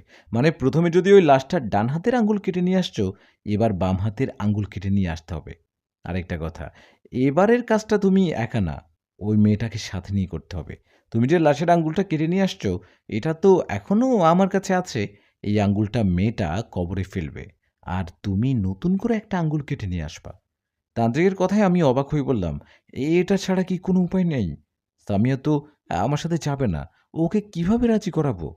তখন তান্ত্রিক বলল, এটা ছাড়া কোনো উপায় নেই। তুমি ওকে কিভাবে রাজি করাবা তুমি জানো। যদি পারো আমাকে জানাবা। না পারলে নেই। এভাবে চলবে। সেই জিনটা কিছুদিনের মধ্যে সামিয়াকে পাগল বানিয়ে দেবে। এতে সামিয়া মারাও যেতে পারে। তান্ত্রিকের কথায় আমি বললাম, "না, না, এটা হতে পারে না। আমি সামিয়ার কিছু হতে দিব না। আমি যেভাবে হোক ওকে রাজি করিয়ে আপনার কাছে নিয়ে আসব।" কথাটা বলে বাড়িতে চলে গেলাম। বাড়িতে যাওয়ায় মা-বাবা জিজ্ঞেস করল, "কোনো সমাধান হলো কিনা?" মা-বাবার কথায় আমি বললাম, "আল্লাহর রহমতে সমাধান হবে, তবে কিছুদিন সময় লাগবে। তোমরা চিন্তা করো না।" আমার কথায় বাবা বলল, "তুই তান্ত্রিকের কাছে যাওয়ার পর সামিয়ার মা-বাবা আমাদের বাড়িতে আসছিল। ওরা এসে তোর আব্বুকে দেখে আমাদের বলল, 'ভাই সাহেব, আমি মানছি আমাদের ছেলেটা আপনার মেয়ের সাথে অন্যায় করেছে। আসলে তখন আমাদের বোঝা উচিত ছিল। ওদের ভালোবাসাটা সত্যিকারের ছিল। আমার আমার ছেলে অন্য মেয়েকে বিয়ে করায় আপনার মেয়েটার মাথায় সমস্যা হয়েছে। এইজন্য আমিও আমার পরিবারের সবাই আপনাদের কাছে মাপ চাচ্ছি। আপনারা দয়া করে আমাদের মাফ করে দেন। আর আমার মেয়ে সামিয়ার উপর থেকে কালো জাদু তুলে নেন।' ওদের কথায় আমি বলি, 'ভাই, আমরা আপনাদের মাফ করে দিয়েছি। আর আমার ছেলে নিশাত অলরেডি তান্ত্রিকের কাছে গেছে কালো জাদু তুলে নিতে। আপনারা চিন্তা করবেন না।' বাবার কথায় আমি বললাম, "ভালো করেছো। তোমরা ঘরে যাও। চিন্তা করো না। তান্ত্রিক বলছে একটা ব্যবস্থা করবে।" আমার কথায় মা-বাবা ওদের ঘরে গেল। এদিকে আমি বিছানায় শুয়ে ভাবছি, সামিয়াকে কিভাবে রাজি করানো যায়? সামিয়া তো কালকে কলেজে আসবে। নিশ্চয়ই দেখি কাল ওর সাথে কথা বলে। কথা মতো পরের দিন সামিয়ার কলেজের বাইরে অপেক্ষা করতে লাগলাম। বেশ কিছুক্ষণ অপেক্ষা করার পর সামিয়া কলেজ থেকে বের হলো। ও বের হয়ে আমাকে দেখে অন্য দিকে হাঁটতে লাগলো। তখন পিছন থেকে আমি বলতে লাগলাম, "সামিয়া, দাঁড়াও, একটু কথা ছিল। শোনো, জরুরি একটা কথা আছে।" এই বলে সামিয়ার সামনে গিয়ে দাঁড়ালাম। তখন সামিয়া বলল, "কে আপনি?" "দেখো সামিয়া, জানি তোমার সাথে অন্যায় করেছি। এজন্য মাপ চাচ্ছি। আমাকে মাফ করে দাও আর আমার কথা শোনো।" সামিয়া বলে, "বেঈমানের কথা কেন শুনবো? যান এখান থেকে। আমি আপনাকে চিনি না। আর আপনার সাথে কোনো কথাও বলতে চাই না। রাস্তা ছাড়ুন।" সামিয়ার কথায় আমি বললাম, "দেখো, তোমার অনেক বিপদ। আমার কথা শোনো। এতে তোমারই ভালো হবে।" আমার কথায় সামিয়া বলল, "আমার ভালো-মন্দ আপনার এত দেখতে হবে না। চলে যান বলছি।" "না, যাব না। তোমার অনেক সমস্যা হবে। ওই জিনটা তোমার অনেক সমস্যা করবে, ক্ষতি করবে।" আমার কথায় সামিয়া বলল, "কি করে করবে? আমি তো মরতেই চাই। আমার জীবনটা শেষ করে দিয়েছ। আমার কি হয় হবে? ওই জিনটা আমাকে মেরে ফেলবে তো? ফেলুক। আমি মরতে চাই।" কথাটা বলে সামিয়া চলে যায়। কথাটা বলে সামিয়া চলে যেতে লাগলো। তখন আমি ওর হাতটা টেনে ধরায় ও বলতে লাগলো, "ছাড়ো, ছাড়ো বলছি।"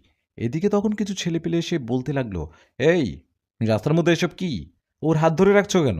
ওদের কথায় আমি বললাম, "আমার গার্লফ্রেন্ড ও, তাই হাত ধরেছি, আপনারা চলে যান।" আমার কথা শেষ হতেই সামিয়া বলল, "না, মিথ্যা। আমি ওনাকে চিনি না। আমাকে ডিস্টার্ব করছে।" সামিয়ার কথায় সেই ছেলেগুলো আমাকে মারতে লাগলো।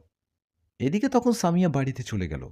ছেলেগুলো আমাকে মারতে আহত করে সেখান থেকে চলে গেল। আমি আহত হয়ে ফিরে গেলাম বাড়িতে। সেদিন রাতের ঘটনা। সামিয়া ওর মায়ের সাথে ঘুমিয়েছিল। হঠাৎ মধ্যরাতের দিকে ওর ঘুম ভেঙে যাওয়ায় ও দেখে ওর রুমে কেউ নেই। আর রুমটাও অচেনা। ওই রুমটা দেখে মনে হচ্ছে এটা পুরনো কোনো বাড়ি। নিজেকে অচেনা এক জায়গায় দেখে সামিয়া চিৎকার করতে লাগলো। আর তখনই সেই রুমের দরজাটা আস্তে করে একাই খুলতে গেল। আর সেখানে চলে আসলো সেই ভয়ঙ্কর জিনটা। জিনটাকে দেখে সামিয়া চিৎকার করতে লাগলো। এদিকে সে জিনটা সামিয়ার অনেক কাছে এসে বলল, "তাহলে সবকিছু জেনেই গেলি?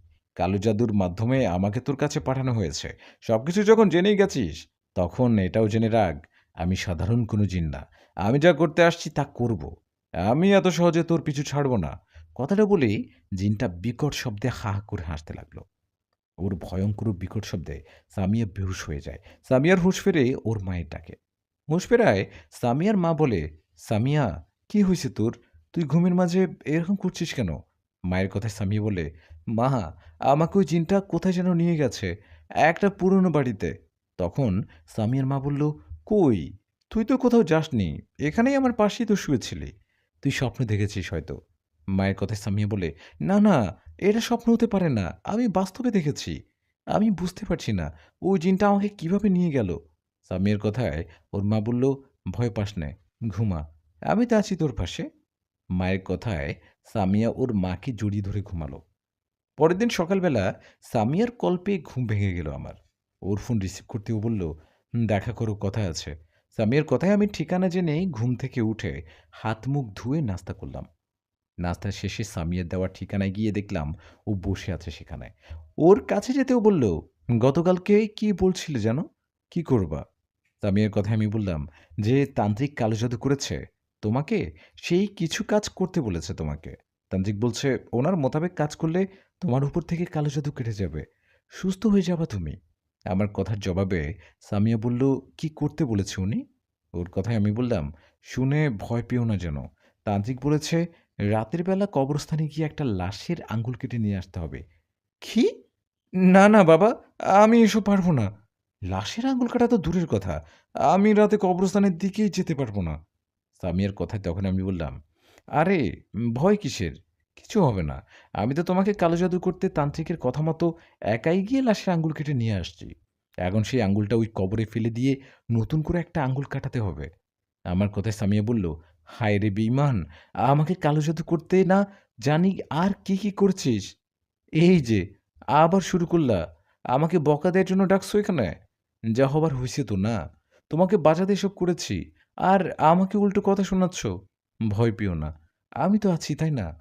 আমরা সন্ধ্যার পর কবরস্থানে গিয়ে লাশের আঙ্গুল কেটে নিয়ে আসব, শেষ, এতে তোমার উপর থেকে কালো জাদু কেটে যাবে। আমার কথায় সামিয়া এইভাবেই বলল। আমার কাছে একটা অন্যরকম ব্যাপার অনুভূতি হলো। আর কথায় সামি একটু চিন্তা করে বলল, আচ্ছা, ঠিক আছে, তান্ত্রিককে জিজ্ঞেস করে আসো কখন যেতে হবে। আমি বাড়িতে গেলাম। তুমি তান্ত্রিকের কাছে গিয়ে শোনো, আমাকে ফোনে জানাবে।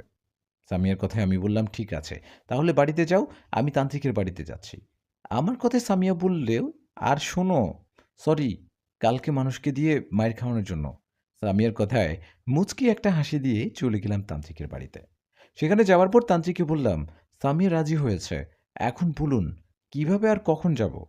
আমার কথায় তান্ত্রিক বলল, আজকে সন্ধ্যার পর গেলে হবে, দিনের আলোতে হবে না, রাত হবার সাথে সাথে কবরস্থানে যাবা আর লাশের আঙ্গুল নিয়ে আসবা। একটা কথা মনে রাখবা, পথে অনেক ভয়ঙ্কর ঘটনা ঘটতে পারে, এতে ভয় না পেয়ে তোমরা তোমাদের কাজ করবা। তান্ত্রিকের কথায় আমি রাজি হয়ে চলে গেলাম বাড়িতে। বাড়িতে গিয়ে সামিয়াকে কল দিয়ে বললাম, আজকে রাতে যেতে হবে। আমার কথায় সামিয়া বলল, ঠিক আছে, আমি মা বাবাকে বলবো বান্ধবীর বাড়িতে যাচ্ছি, এই বলে সন্ধ্যায় তোমার সাথে দেখা করব। কথাটা বলেই ফোনটা রেখে দিলেন সামিয়া, আর কথা মতো সন্ধ্যায় দেখা করলো আমার সাথে। দুজনে দেখা হতেই একটু অপেক্ষা করলাম রাতের জন্য। রাত হলো। রাত হওয়ায় আমি সামিয়াকে নিয়ে রওনা করলাম সেই কবরস্থানের দিকে। কবরস্থানের গ্রাম থেকে বেশ দূরে একটা বাহানের ভিতরে। সন্ধ্যার পর ভয়ে ওইদিকে কেউ যায় না। আমিও সামিয়া হাঁটছি, চারিদিকে শুনশান নীরবতা। হঠাৎ আমাদের দুজনের একই সাথে মনে হলো আমাদের পিছন পিছন কেউ আসছে।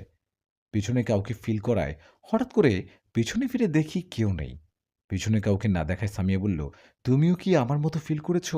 মনে হচ্ছিল না আমাদের পিছনে কেউ ছিল? সামিয়ার কথায় আমি বললাম, হ্যাঁ, ফিল তো করেছি, কিন্তু পিছনে তো কেউ নেই, এটা আমাদের মনের ভুল, চলো সামনের দিকে চলো। কথাটা বলে পেছন থেকে সামনের দিকে ঘুরতেই দেখলাম সামনে সাদা কাপড়ে পরা, চুলগুলো এলোমেলো কেউ একজন দাঁড়িয়ে আছে। ওটাই দেখে সামিয়া চিৎকার দিয়ে আমার হাতটা শক্ত করে চেপে ধরল। সামনে থাকা সাদা কাপড় পরা জিনিসটাকে দেখে আমিও ভয় পাই। ভয়ে ভয়ে আমি বলি, কে, কে আপনি? আমাদের সামনে রাস্তা আটকালেন কেন? সরে যান বলছি, সরুন। আমার কথার সামনে থাকা ওই জিনিসটা হাসতে হাসতে বলে, সরবো না, এটা আমার জায়গা, আমি এখানেই থাকি, এটা আমার বাড়ি, সরবো না। ওনার কথায় এতক্ষণে বুঝতে পারলাম ওনার মাথায় সমস্যা, উনি একজন পাগলি। উনি পাগলি এটা বুঝতে পারায় স্বামীকে বললাম, এই ভয় পেও না, উনি একটা পাগলি, কোনো জিন ভূত না, পাগলি ওটা। চলে আসো আমার সাথে, চলো। কথাটা বলে সামিয়া আর আমি সামনের দিকে হাঁটতে লাগলাম। তখন পিছন থেকে সেই পাগলিটা বলল, সামনে যাবি না, ফিরে যা, সামনে অনেক বিপদ, ফিরে যা বলছি। পাগলির কথায় সামিয়াকে বললাম, আরে ওর কথায় কান দিও না, পাগলি মানুষ কি নাকি কি বলে। আমার কথায় সামিয়া পিছনে তাকিয়ে বলল, নিষাদ, পিছনে তাকাও, দেখো পাগলিটা কোথাও নেই। সামিয়ার কথায় পিছনে তাকিয়ে দেখলাম আসলেই পাগলিটা নেই। ওকে না দেখে আমি বললাম, আরে কোথাও চলে গেছে হয়তো। আমার কথায় জবাবে সামিয়া বলল, এত তাড়াতাড়ি কিভাবে চলে যাওয়া সম্ভব? না, এটা হতে পারে না, এটা কোনো পাগলি ছিল না নিষাদ। নিষাদ, আমার কেমন জানি ভয় করছে, চলো বাড়িতে ফিরে যাই। সামিয়ার কথায় ওকে বললাম, কি বলো, মাঝ রাস্তায় এসে ফিরে যাব? না, এটা হতে পারে না, তুমি আমার সাথে চলো, ভুল করেও আর পিছনে ঘুরে তাকাবা না। তান্ত্রিক বলল, এরকম ছোটখাটো অনেক ঘটনা ঘটছে। কথাটা বলে সামিয়ার হাতটা ধরে সামনের দিকে হাঁটতে থাকি। এদিকে প্রতিনিয়ত মনে হচ্ছিল আমাদের পিছন পিছন কেউ হাঁটছে। আমরা পিছনে কাউকে ফিল করছিলাম, কিন্তু পিছনে না তাকিয়ে সামনের দিকে হাঁটতে থাকি। হাঁটতে হাঁটতে একসময় পৌঁছে যাই সেই কবরস্থানে। সেখানে যাওয়ার পর সামিয়া ভয়ে আমার হাত ছাড়ছে না। সামিয়াকে ভয় পেতে দেখে আমি বললাম, আরে ভয় পেও না, তুমি চুপ করে দাঁড়িয়ে থাকো, এখানে আমি কবর থেকে মাটি সরাই। আমার কথায় সামিয়া চুপ করে দাঁড়িয়ে রইল। আমি তখন কবর থেকে মাটি সরিয়ে কবরটা ফাঁকা করে সামিয়াকে বললাম, এই সামিয়া, এই লাশের আঙ্গুল যেটা কেটে নিয়ে গিয়েছিলাম, এই যে, নাও, এটা কবরে ফেলো, তারপর আমি নতুন করে একটা আঙ্গুল কেটে নেই। আমার কথায় সামিয়া সেই কাটা আঙ্গুলটা কবরে ফেলবে এমন একটা সময় কবরে থাকা লাশটা কেমন জানি নড়াচড়া করে উঠল, আর চারিদিকে ঝড় বাতাস বইতে শুরু করলো। এরকম দৃশ্য দেখে দুজনে পাশাপাশি দাঁড়ালাম ভয়ে। এমন সময় সেখানে এসে উপস্থিত হলো সামিয়ার কাছে আসা সেই ভয়ঙ্কর জিনটা। সেই জিনটা আসায় সামিয়া ভয়ে মাথা নিচু করে আমাকে জড়িয়ে ধরল। এদিকে আমারও অবস্থা শেষ, কেননা সামনাসামনি আজ আমি প্রথম এই ভয়ঙ্কর জিনটাকে দেখছি। জিনটাকে দেখে আমিও সামিয়া ভয়ে কাঁপতে লাগলাম। তখন সে জিনটা ভাঙা ভাঙা কণ্ঠে বলে উঠল, কি করছিস তোরা, তোরা এখানে কি করছিস? সে জিনের কথায় আমি তোতলাতে তোতলাতে বললাম, এই লাশের আঙ্গুল কাটতে আসছি, এটা নিয়ে তার নান্তিরকে দিলে সামিয়ার উপর থেকে কালো জাদু কেটে যাবে। আপনি আপনি আমাদের কিছু করতে পারবেন না, আমরা তো আপনার কোনো ক্ষতি করিনি, দয়া করে আমাদের যেতে দিন। আমার কথায় সে জিনটা আমাদের অবাক করা একটা কথা বলল। সে জিনটা বলল, বোকার দল, এই লাশের আঙ্গুল কেটে তান্ত্রিককে দিলে কি আমি এই মেয়েটাকে ছেড়ে যাব ভাবছিস? আমি কারো কথা শুনতে বাধ্য নই। সেই তান্ত্রিক আমাকে পাঠিয়েছিল সামিয়া নামে এই মেয়েটার কাছে। ওনার কথায় আমি মেয়েটার কাছে আসি আর আমার মতো কাজ করতে থাকি। কিন্তু দুদিন ধরে সেই তান্ত্রিক আমাকে বলছে আমি যেন ওই মেয়েটার জীবন থেকে চলে যাই। কিন্তু আমি তো যাব না। আমি যা করতে আসি তা করেই যাই। আমি মেয়েটাকে পাগল করতে এসে ওর প্রেমে পড়ে যাই। ভালো লেগে যায় ওকে। সেজন্য ওর সাথে শারীরিক সম্পর্ক করতে থাকি। আমি তান্ত্রিকের কথা না শোনায় তান্ত্রিক একটা বুদ্ধি করে। তান্ত্রিক তোদের বলে এই লাশের আঙ্গুল কেটে নিয়ে যেতে, এতে কালো জাদু উঠে যাবে, কিন্তু না, এটা সত্যি না। সত্যিটা হলেও এই লাশের আঙ্গুলেও কিছু জিনিস দিয়ে সেই তান্ত্রিক আমাকে তার বশ করবে, আমাকে বন্দি করে ওর গোলাম বানিয়ে রাখবে। কিন্তু ও তো জানে না আমি কে। আমি তান্ত্রিকের চালাকি বুঝতে পারি আর সাথে সাথে তান্ত্রিককে মেরে ফেলি, ভয়ঙ্করভাবে মেরে ফেলছি তান্ত্রিককে। সেই জিনের কথায় মাথাটা ঘুরে গেল। অবাক হয়ে বললাম, কি, তান্ত্রিক মারা গেছে, ওকে মেরে ফেলছেন? তাহলে এখন সামিয়ার কি হবে? আমার কথায় সে জিন বলল, আমি যা চাইব তাই হবে। আমাকে কোনোভাবেই এই মেয়ের কাছ থেকে কেউ ছাড়াতে পারবে না। জীবন বাঁচাতে চাইলে এখান থেকে পালা, নইলে দুজনকে এখানেই মেরে ফেলবো। সেই জিনের কথায় আমি ও সামিয়া দুজনে চিৎকার দিয়ে একটা দৌড় দিলাম। আমরা দৌড়ে চলে যাই তান্ত্রিকের বাড়িতে। সেখানে যাওয়ায় দেখলাম সত্যি সেই জিন তান্ত্রিককে মেরে ফেলেছে। তান্ত্রিকের লাশ দেখে আমিও সামিয়া সেখান থেকে বাড়ির দিকে আসতে লাগলাম। বাড়ির দিকে আসার সময় সামিয়া আমাকে বলল, আমাকে একা রেখে যেও না, আমাকে বাড়িতে রেখে এসো, তারপর তুমি বাড়িতে যাও। সামিয়ার কথায় আমি ওকে ওর বাড়ির দিকে রওনা দিচ্ছিলাম ওকে নিয়ে। তখন সামিয়া আমাকে বলল, এখন কি হবে, তান্ত্রিক তো মারা গেল, সে জিনটা বলছে আমাকে নাকি পছন্দ করে, আমাকে ছেড়ে যাবে না, এখন আমি কি করব? সামিয়ার কথায় বললাম, তুমি কোনো চিন্তা করো না, আমি একজন কবিরাজের কথা জানি, ওই কবিরাজও অনেক কিছু জানে, কাল আমি তোমাকে নিয়ে ওনার কাছে যাব, উনি নিশ্চয়ই কোনো না কোনো উপায় বলবে। কথাটা বলে সামিয়াকে ওর বাড়িতে রেখে আমি আমার বাড়ির দিকে যেতে থাকি। আমি আমার বাড়ির কাছাকাছি যাব। এমন একটা সময় সেই ভয়ঙ্কর জিনটা আমার সামনে এসে হাজির। সেই জিনটা আমার সামনে আসায় আমি ভয়ে চিৎকার দিতে যাব, তখনই ও আমাকে বলল, "খবরদার! চিৎকার করবি না। তোকে যা বলি শোন। তুই সামিয়াকে ভুলে যা। সামিয়াকে নিয়ে বেশি কিছু করতে যাবি না। তুই সামিয়াকে বলছিলি কালকে কোন কবিরাজের বাড়িতে যাবি?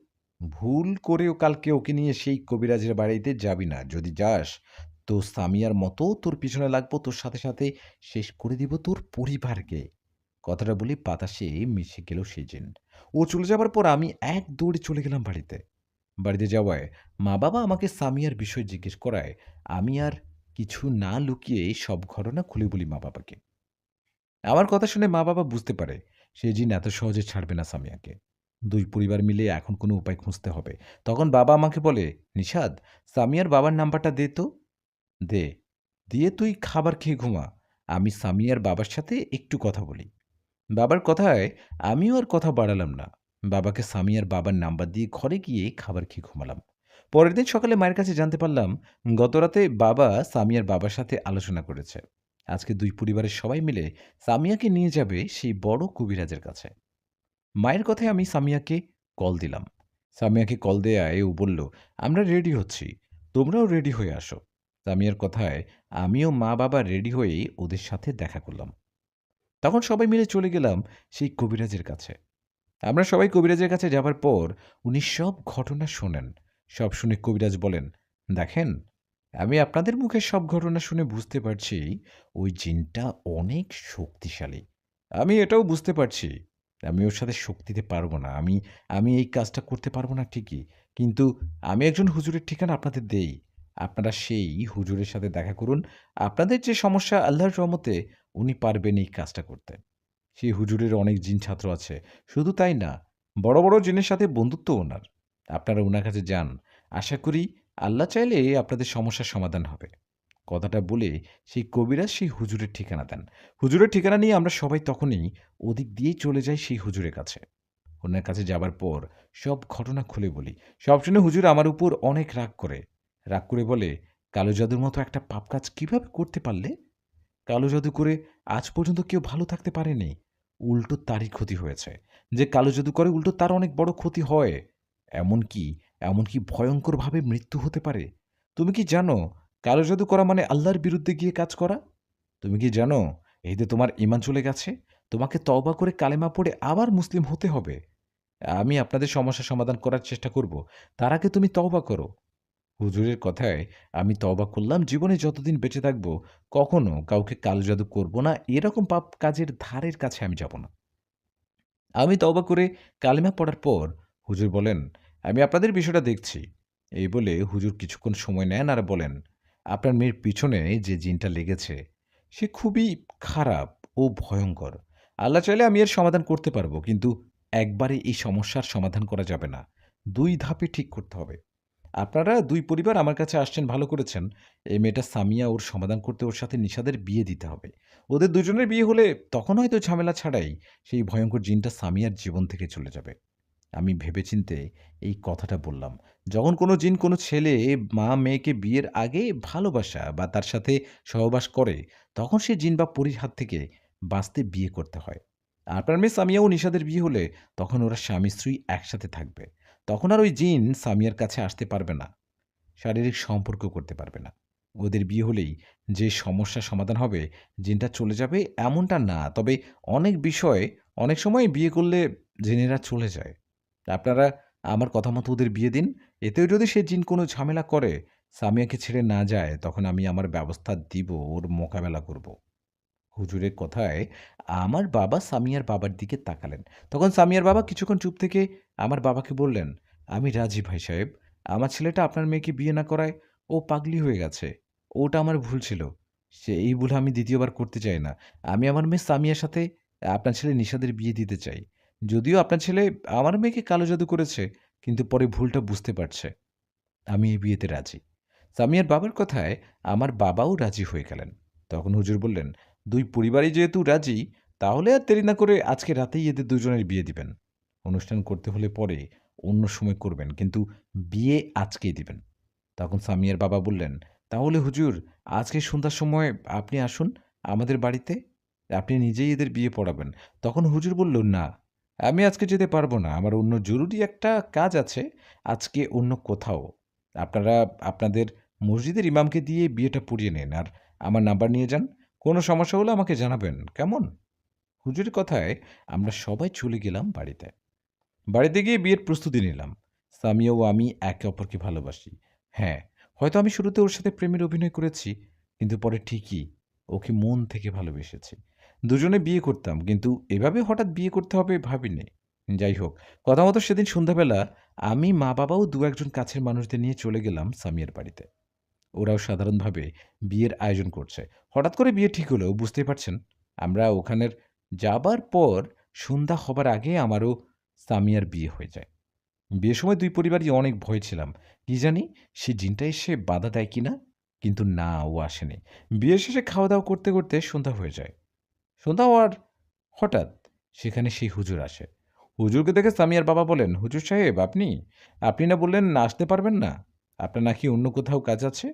ওনার কথায় হুজুর বলল, "কাজ শেষ করেই আসলাম। একটা জরুরি কাজ আছে। সেই জিনটা সামিয়ার অনেক বড় ক্ষতি করবে। ও ক্ষতি করার আগে আমি কিছু বিশেষ আমল করে ওর শরীর বন্ধ করে দেই। এতে ওর সমস্যা হবে না। আপনারা আমাকে একটা ঘর দিন আর সামিয়াকে আমার সাথে একা আসতে বলুন। ও ছাড়া যেন কেউ রুমে না থাকে।" হুজুরের কথায় তাই করা হলো। হুজুরকে একটা রুম দেয়ায় উনি সামিয়াকে নিয়ে সেই ঘরে গেলেন আর দরজা লাগিয়ে দিলেন। এদিকে আমরা বাইরে অপেক্ষা করতে লাগলাম। অপেক্ষা করতে, করতে প্রায় ১ ঘন্টার মতো কেটে যায়। তখন আমরা চিন্তা করি হুজুর কি এমন দোয়া কালাম পড়ছে? এতক্ষণ তো সময় লাগার কথা না। এই ভেবে দরজায় ঠক, ঠক আওয়াজ করে ওদের ডাকতে থাকে। কিন্তু ভিতর থেকে কোনো আওয়াজ আসে না। ভিতর থেকে কোনো আওয়াজ না আসায় হুজুরের নাম্বারে কল দিলাম যেন ঘরের ভিতরের ফোনের রিং বাজলেই বোঝা যায়। আমি হুজুরকে কল দেয়ায় উনি আমাদের সবাইকে অবাক করে দিয়ে কল রিসিভ করে। উনি কল রিসিভ করায় আমি সালাম দিয়ে বলি, "হুজুর আর কতক্ষণ দোয়া পড়বেন? ঘর থেকে বের হন।" আমার কথায় হুজুর বলল, "কিসের ঘর? আমি তো ঘরে না, আমি তো বাজারে। আপনাদের বললাম না আমি একটা কাজে যাব? আমি তো আপনাদের বাড়িতে যাইনি।" হুজুরের কথায় আমাদের আর বুঝতে বাকি রইল না কি ঘটনা ঘটেছে। সেই ভয়ংকর জিনটা মনে হয় হুজুরের রূপ নিয়ে আসছে। এই কথাটা ভেবে সবাই দৌড়ে গিয়ে ঘরের দরজা ভেঙে দেখলাম সেখানে কেউ নেই। সামিয়া কোথায় গেল? এই ঘর থেকে তো কোনো দিক দিয়ে বেরোতে পারবে না। সামিয়াকে ঘরে না দেখে আমরা সবাই বুঝতে পারি সামিয়াকে সে জিনটা নিয়ে গেছে। এদিকে সামিয়াকে ঘরে না দেখে যে দিকে পারছি ওকে ডাকছি আর খুঁজছি। কিন্তু কোথাও সামিয়ার দেখা নেই। ওকে না পেয়ে ওর মা কান্না করতে লাগলো। ওনার কান্না থামিয়ে আমি আবারও হুজুরকে ফোন দিলাম। হুজুরকে ফোন দিয়ে সবকিছু ওনাকে খুলে বলায় হুজুর বলল, "সামিয়াকে বাড়িতে খুঁজে আর লাভ নেই। ওকে সে জিনটা নিয়ে গেছে। আপনারা একটু অপেক্ষা করুন, আমি আসছি আপনাদের বাড়িতে।" হুজুরের কথায় আমি ফোনটা রেখে সবাই মিলে হুজুরের জন্য অপেক্ষা করতে লাগলাম। আমরা অপেক্ষা করার প্রায় ১ ঘন্টা পর হুজুর আসে। উনি আসায় সামিয়ার বাবা সালাম দিয়ে বলেন, "সর্বনাশ হয়ে গেছে হুজুর। আমার মেয়েটা নাই। ওই জিনটা ওই জিনটা আমার মেয়েটাকে নিয়ে গেছে। আপনি কিছু একটা করুন। আমার মেয়েটাকে বাঁচান হুজুর। আমার মেয়েটাকে বাঁচান।" সামিয়ার বাবার কথায় সামিয়ার মাও কান্না করতে লাগলো। ওনার কান্না ও আমাদের সবার অনুরোধ দেখে হুজুর বললেন, "আপনারা দয়া করে শান্ত হন। এখন কান্না করিয়েন না। সে জিন সবার মাঝে মায়াজাল সৃষ্টি করে আমার রূপ নিয়ে এসে সামিয়াকে নিয়ে গেছে। আমি আপনাদের বাড়িতে আসার সময় আমার ছাত্র জিনদের দিয়ে খোঁজ নিয়েছি। আপনাদের মেয়ে সামিয়া জিন রাজ্যে আছে। সে জিনটা ওকে তার রাজ্যে নিয়ে গেছে। তবে ভালো আছে। ওকে যে নিয়ে গেছে মেরে ফেলছে বিষয়টা এমন না। ওকে ধরে নিয়ে গিয়ে বন্দী করে রেখেছে।" হুজুরের কথায় আমি বললাম, "তাহলে এখন উপায় কি হুজুর? সামিয়ার সাথে আমার বিয়ে হয়েছে। এখনো আমার স্ত্রী। আপনি বলছিলেন আমাদের বিয়ে হলে সে জিনটা ওকে ছেড়ে যেতে পারে। কিন্তু তা তো করল না। উল্টো বিয়ে হবার পর ও সামিয়াকে সে জিনটা নিয়ে গেল।" আমার কথার জবাবে হুজুর বললেন, "আমিও তাই ভাবছি। সেই জিনটা এরকম একটা কাজ কেন করল? এর পিছনে অন্য রহস্য থাকতে পারে। আমি অন্য রহস্য আছে কিনা এটার জন্য গভীরভাবে খোঁজ নিতে আমার বন্ধু জিনকে পাঠিয়েছি। আমার বন্ধু একজন বয়স্ক তথ্য সংগ্রহকারী জিন। উনি খোঁজ নিতে চলে গেছে, কিছুক্ষণের মধ্যে চলে আসবে।" হুজুরের কথায় আমরা সবাই ওনার বন্ধু জিন আসার অপেক্ষা করতে লাগলাম। হুজুরের কথা মতো কিছুক্ষণ পর ওনার বন্ধু জিন এসে ওনাকে ইশারা করায় হুজুর আমাদের সবাইকে বললেন, "আপনারা সবাই এখানে একটু অপেক্ষা করুন। আমি ঘরের ভিতরে যাচ্ছি। আমি না ডাকা পর্যন্ত কেউ ঘরে আসবেন না। কথাটা বলে হুজুর ঘরে গেলেন। আর প্রায় ১০-১৫ মিনিট পর হুজুর সবাইকে ডাকলেন। হুজুরের ডাকে আমরা সবাই ঘরে যাওয়ায় হুজুর এক অবাক করা ঘটনা বললেন, যা শুনে আমরা সবাই চমকে উঠলাম। হুজুর বললেন, "আমি যা সন্দেহ করছিলাম সেটাই হলো। আমি সন্দেহ করেছিলাম এখানে অন্য কোনো কাহিনী আছে। আপনারা সবাই ১ম বার আমার কাছে যাবার পর আমাকে বলেছিলেন, রাগের বশে সামিয়াকে কালো জাদু করা হয়েছে। আমি আমি আপনাদের কথা শুনে সামিয়াকে আসলেই কালো জাদু করা হয়েছে কিনা সেটার খোঁজ নেই। আর বুঝতে পারি হ্যাঁ, নিশাত একজন তান্ত্রিককে দিয়ে সামিয়ার উপর কালো জাদু করে সেই জিনটাকে পাঠিয়েছে, তাই না? এতদিন ধরে এটাই তো জেনে আসছেন সবাই। কিন্তু একটা অবাক করা কথা জেনে রাখুন, নিশাতের কালো জাদু করায় সামিয়ার কাছে যেই জিনটা আসেনি, সেই জিন আসছে সামিয়ার উপর প্রতিশোধ নিতে। সেই জিনের শত্রু হলো সামিয়া।" "কি? হুজুর কি বলছেন এসব? সামিয়া সেই জিনের শত্রু মানে কি? আপনি কি সত্যি বলছেন?" তখন হুজুর বললেন, "হ্যাঁ, সব সত্যি।" হুজুরের কথায় সবার মতো আমিও যেন আকাশ থেকে পড়ি। আমি ভেবেছিলাম আমি ওকে কালো জাদু করায় সে জিন সামিয়ার কাছে আসছে। কিন্তু না। সেই সামিয়ার কাছে আসছে কিন্তু না সেই জিনের শত্রু সামিয়া, তাই ওর কাছে আসছে কিন্তু সামিয়া সেই জিনের শত্রু হলো কিভাবে এটা জানতে হুজুরকে জিজ্ঞেস করলাম। হুজুর, আপনি যা বলেছেন তা কি সত্যি? সামিয়া কি এমন করেছে যার কারণে সেই জিন সামিয়ার শত্রু হয়েছে? আমার কথার জবাবে হুজুর বলল, সেটা সেই জিনটার মুখেই শুনবো। আমার বন্ধু জিন আমাকে বলেছে, ওই ভয়ঙ্কর জিনটার নাম কালিয়ান। কালিয়ান জিনকে হাজির করলে সে সব ঘটনা খুলে বলবে। কালিয়ান জিনকে হাজির করতে কি করতে হবে আমাকে সব বলেছে। এখন আপনারা আমাকে একটু জায়গা করে দিন। আমার সামনে থেকে সরে আপনারা পিছনে আসুন আর শুনুন। আমি কালিয়ান জিনকে হাজির করব। ওর রূপ তো ভয়ংকর। ওকে দেখে কেউ ভয় পেলে এখনই অন্য ঘরে চলে যান। ওকে দেখে কেউ ভয় পাবেন না। চিৎকারও করবেন না। শুধু ও কি বলে এটা শুনবেন। হুজুরের কথায় আমরা সবাই সম্মতি দেয়ায় হুজুর ঘরের লাইট অফ করে ওনার কাজ শুরু করেন। হুজুর ওনার মতো করে সে জিনকে ডাকায় বেশ কিছুক্ষণ পর ওর ভয়ংকর রূপ নিয়ে সেখানে এসে হাজির হয়। জিনটা এসে হুজুরকে বলে, "কি হুজুর, আমাকে বিরক্ত করছেন কেন?" তখন হুজুর বলেন, "ঝামেলা করলে বিরক্ত করব না তো কি করব? এদের মেয়ে সামিয়া কোথায়?" হুজুরের কথায় সে জিন বলল, "সামিয়া আমার কাছে।" তখন হুজুর বলল, "সামিয়ার অপরাধ কী ছিল? যার জন্য তুই ওর কাছে আসছিস?" হুজুরের কথায় তখন জিনটা বলল, "কালো জাদু করার জন্য আসছি। আমাকে তান্ত্রিক কালো জাদু করে পাঠিয়েছে।" তখন হুজুর বলল, "অভিনয় না করে সবটা খুলে বল। আমি সবটা জেনে গেছি।" হুজুরের কথায় সে জিন বিকট শব্দে হা হা করে হাসতে বলল, "হুজুর, তুই তো অনেক চালাক। আমার বিষয়টা তাহলে বুঝতে পারছিস? সবই যখন জেনে গেছিস তাহলে শোন, তোদের সব ঘটনা খুলে বলি।" কথাটা বলে সে জিন বলতে শুরু করে। জিনটা বলে, "আমি একজন শক্তিশালী জিন। আমি শয়তানকে অনুসরণ করি। আমার অনুগত অনেক জিন আছে যারা আমাকে ওদের গুরু মানে সম্মান করে। আমি এসব মানুষদের সাথে মাঝে আসা, ওদের ধরা বা বিরক্ত করা এসব সময়ই ছিল না আমার কখনো। একদিন আমিও আমার স্ত্রী আমাদের জিনের মধ্যে একজন আত্মীয় বিয়েতে যাই।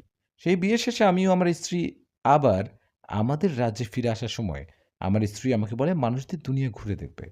ওর ইচ্ছে পূরণ করতে ওকে নিয়ে তোমাদের মানুষদের দুনিয়ায় ঘুরতে থাকি। আমরা ঘুরতে সেদিন সন্ধ্যা হবার আগে আমিও আমার স্ত্রী সাপের রূপ নিয়ে চলতে থাকি একটা আমবাগানে। সেই আম বাগানটা ছিল অনেক বড়। আর সন্ধ্যার দিকে সেখানে কোনো মানুষ তেমন যায় না।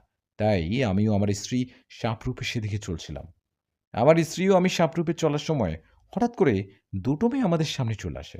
আপনি তো জানেন, আমরা জেনেরা কোনো পশু প্রাণীর রূপে থাকা অবস্থায় কোনো মানুষ সামনে আসলে তাদের সামনে আর আমাদের আসল রূপ নিতে পারি না বা বাতাসে মিশে যেতেও পারি না।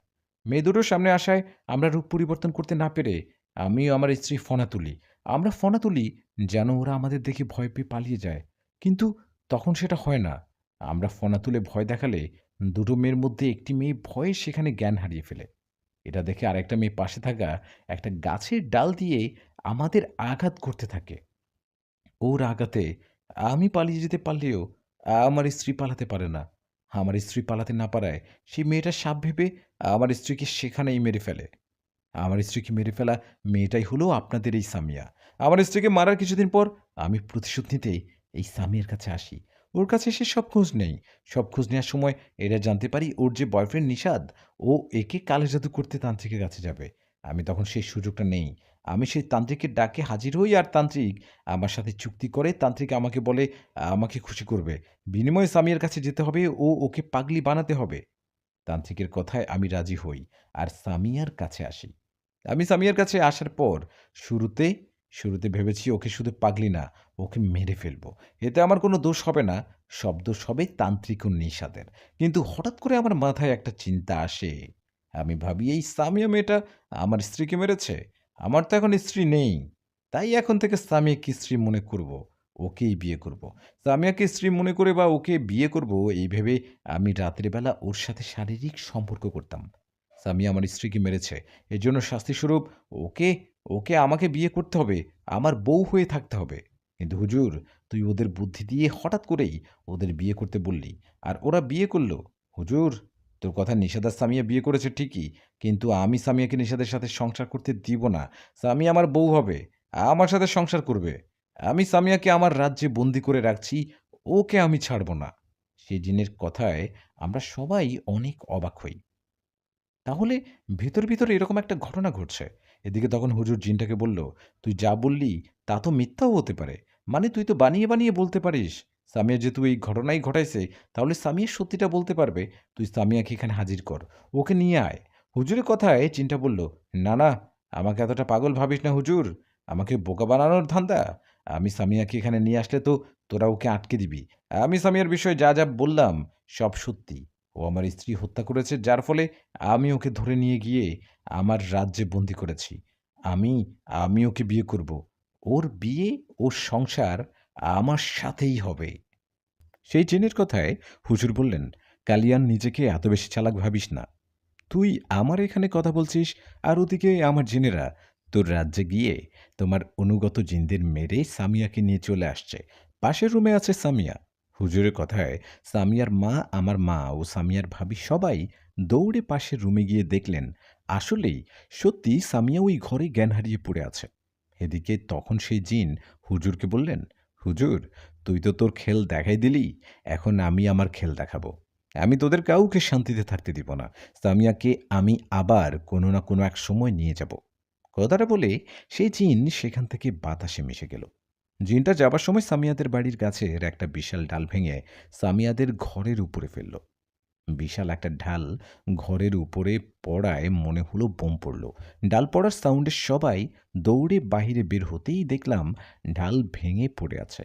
তখন হুজুর সবাইকে বললেন, "কেউ ভয় পাবেন না। এটা কালিয়ান জিনের কাজ। ও রাগের মাথায় এটা করেছে।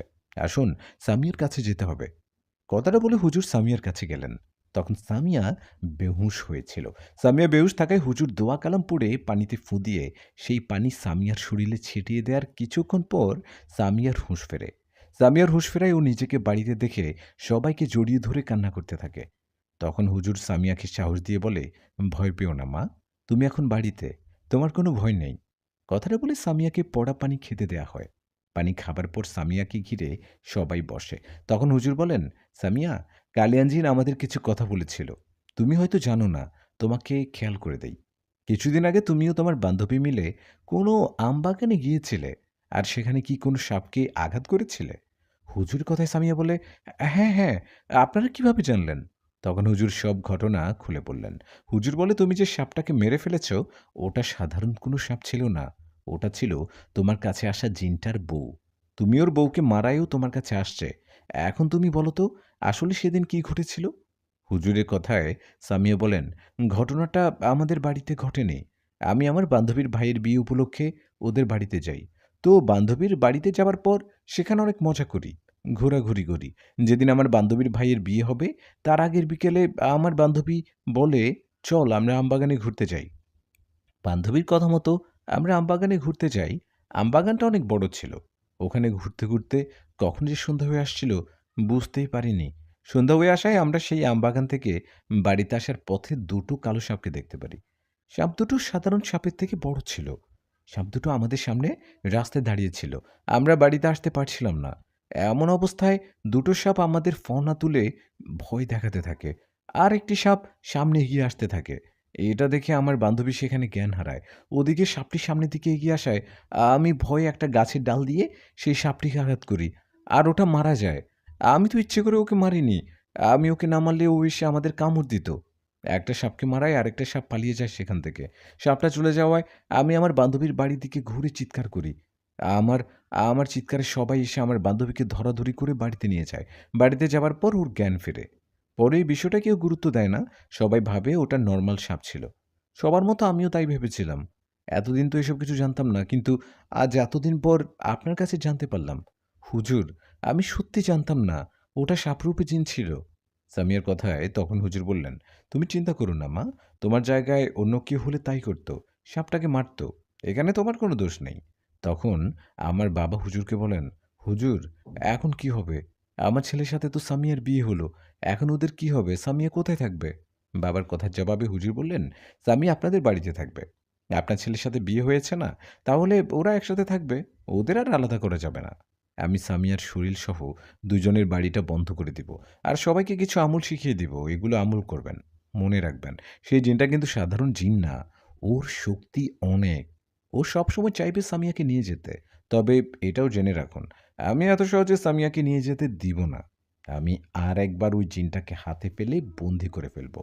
কথাটা বলে হুজুর ওনার মতো কাজ করে। আমাকে বলে সামিয়াকে নিয়ে বাড়িতে যেতে। হুজুরের কথা মতো মা বাবা সহ আমি সামিয়াকে নিয়ে আমার বাড়িতে চলে যাই। আমরা বাড়িতে যাওয়ায় হুজুরও সামিয়াদের বাড়ি থেকে তার বাড়ির দিকে যেতে থাকে। তখন অনেক রাত হয়ে গিয়েছিল।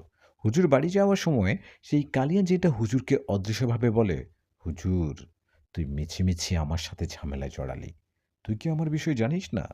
জানিস না আমি তোকে সহ তোর সাথে থাকা জিনদের কি করতে পারি? তোকে আমি শান্তিতে থাকতে দিব না।" সেই জিনের কথায় হুজুর বলেন, "দুনিয়ার সমস্ত শক্তি তো আর তোর কাছে নেই, তাই না? আমাদের কাছেও তো শক্তি আছে। আমাকে ভয় না দেখিয়ে চলে যা। চলে যা এখান থেকে। আর শোন, সামিয়ার জীবন থেকে চলে যা। সামিয়া ইচ্ছে করে তোর স্ত্রীকে আঘাত করেনি। আঘাত করে মারেনি। এটা তুই ভালো করে জানিস। জেনে শুনে একটা মেয়ের জীবনটা এভাবে শেষ করে দিচ্ছিস কেন?" হুজুরের কথায় ও বলে, "আমি কি করব না করব তোর কাছ থেকে শুনতে হবে না হুজুর।" কথাটা বলে বিকট একটা শব্দে হেসে সেখান থেকে চলে গেল জিনটা। এদিকে আমি সামিয়াকে আমার বাড়িতে নিয়ে আসছি। বাড়িতে আসার পর রাতের বেলায় মা রান্না করলেন। রান্না শেষে সবাই খাবার খেলাম। খাবার শেষে আমিও সামিয়া ঘরে গিয়ে শুয়ে পড়ার সাথে সাথে শুরু হলো সেই জিনটার অত্যাচার। সেই জিনটা প্রতিনিয়ত পাথর দিয়ে আমাদের ঘরের টিনের চালে ঢিল মারত। ঢিল মারতে লাগলো সে। ও ঢিল মারায় আমিও বাবা লাইট হাতে বাহিরে বেরোতে দেখি কিছু নাই। মানে পাথর দিয়ে চালের মধ্যে ঢিল মারলে সেটা মাটিতে পড়বে না। কিন্তু আমি ওরকম কিছুই দেখতে পাচ্ছিলাম না। যখন লাইট হাতে বাহিরে আসি, তখন সবকিছু স্বাভাবিক হয়ে যায়। সবকিছু স্বাভাবিক দেখে যখন আবার ঘরে গিয়ে শুয়ে পড়ি, তখন আবারও সেই জিনটা ঢিল ছুঁড়তে থাকে। শুধু তাই নয়, ঘরের বাইরে ভয়ংকরভাবে কান্না করে, কখনো বা হাসতে থাকে। এরকম অবস্থায় মা-বাবা আমার দরজার সামনে এসে আমাকে ডাকায়, আমি উঠে গিয়ে দরজা খুলে দেই। তখন মা বলে, "নিশাদ, তুই অন্য ঘরে গিয়ে ঘুমা। সামিয়ার সাথে আমি ঘুমাচ্ছি। তুই ওর সাথে থাকলে সে জিনটা এভাবে অত্যাচার করবে।" মায়ের কথায় আমি কিছু না বলে সামিয়ার দিকে তাকালাম। সামিয়ার দিকে তাকিয়ে বললাম, "ভয় পেও না মা। মা তো আছেই, তাই না? দেখি এতে কাজ হয় কিনা। যদি এতেও সে জিনটা ভয় দেখায়, অত্যাচার করে তো আমি আবার উঠে আসব।" কথাটা বলে আমি অন্য রুমে গিয়ে ঘুমিয়ে পড়ি। এদিকে সামিয়া ঘুমায় মায়ের সাথে। আমি অন্য ঘরে যাওয়ায় সে জিনটার সমস্যা করে না, সবকিছু স্বাভাবিক থাকে। রাতে আর তেমন সমস্যা হয়নি। শুধু আমি ও সামিয়া স্বপ্নের মধ্যে ওই জিনটাকে দেখেছি। পরের দিন সকালে ঘুম থেকে উঠে আমার ঘরে সামিয়ার কাছে গেলাম। আমার ঘরে গিয়ে দেখি সামিয়া নেই। ওকে না দেখে মা-বাবার ঘরে দেখলাম, সেখানেও নেই। কোনো ঘরে না দেখে রান্নাঘরে গিয়ে দেখি ওখানেও নেই। ওখানে শুধু মা একা। সামিয়াকে কোথাও দেখতে না পেরে মা-বাবাকে ডাকি আর বলি, "মা, মা বাবা, সামিয়া কোথায়? সামিয়া তো ঘরে নেই। ওকে কোথাও পাওয়া যাচ্ছে না।" সামিয়াকে কোথাও না পেয়ে চিৎকার করে ওকে ডাকতেই ও ঘর থেকে বেরিয়ে এসে বলল, "এই চিৎকার করছো কেন? আমি তো বাথরুমে ছিলাম।" "ও, তুমি বাথরুমে ছিলা? আমি তো ভয় পেয়ে গিয়েছিলাম। ভেবেছিলাম সে জিনটা তোমাকে নিয়ে গেল কিনা।" আমার কথায় সামিয়া বলল, "আরে না, ওরকম কিছু না। তুমি ভয় পেও না।" তখন মা বলল, "হ্যাঁ নিশাত, ভয় পাস নে। তুই বৌমাকে নিয়ে ঘরে বস। আমি তোদের জন্য নাস্তা নিয়ে আসছি।" মায়ের কথায় আমরা ঘরে গেলাম আর কিছুক্ষণ পর নাস্তা করে নিলাম। সামিয়ার জীবন থেকে কালিয়ান জিন এখনো চলে যায়নি। সবসময় ভয়ে থাকতে হয়। কখন কালিয়া জিন আবার এসে সামিয়াকে নিয়ে যায়। ভয়ে ভয়ে ছিলাম সবসময়। আমি যে হঠাৎ করে বিয়ে করছি, এটা আস্তে আস্তে আশপাশের প্রতিবেশীরা আমার বউ সামিয়াকে দেখতে আসতে লাগলো। সবাই দেখার সময় আমি সামিয়াকে সবার সাথে পরিচয় করিয়ে দিচ্ছিলাম। সেদিনটা এভাবেই কেটে গেল। সেদিন সন্ধ্যার আগে আমি কিছু জিনিস নিতে বাজারে গিয়েছিলাম। বাজার থেকে বাড়িতে আসার পর সামিয়াকে ডাক দিলাম। কিন্তু সামিয়া আমার ডাকে কোনো সাড়া দিল না। সামিয়াকে না দেখে মাকে বললাম, "মা, ও মা, সামিয়া কোথায়?" তখন মা বলল, "সামিয়াকে তোর চাচাতো ভাইয়ের বউ ওদের বাড়িতে নিয়ে গেল। যা ওদের বাড়িতে গিয়ে ওকে নিয়ে আয়। নইলে তোর ভাবিকে ডাক দিয়ে বল ওকে নিয়ে আসুক।" মায়ের কথায় আমি খুশি মনে চাচাতো ভাইয়ের বাড়িতে গিয়ে সামিয়াকে ডাক দিলাম। আমার ডাকে ভাবি ঘর থেকে বেরিয়ে এসে বলল, "কি হয়েছে নিশাদ? কাকে ডাকছিস এমন করে?" ভাবির কথায় আমি বললাম, "ভাবি, সামিয়াকে নিতে আসলাম। সামিয়া, বাইরে আসো।" আমার কথায় ভাবি অবাক হয়ে বলল, "নিশাদ, তোর বউ সামিয়া তো আমার কাছে নেই। এখানে ডাকছিস কেন?"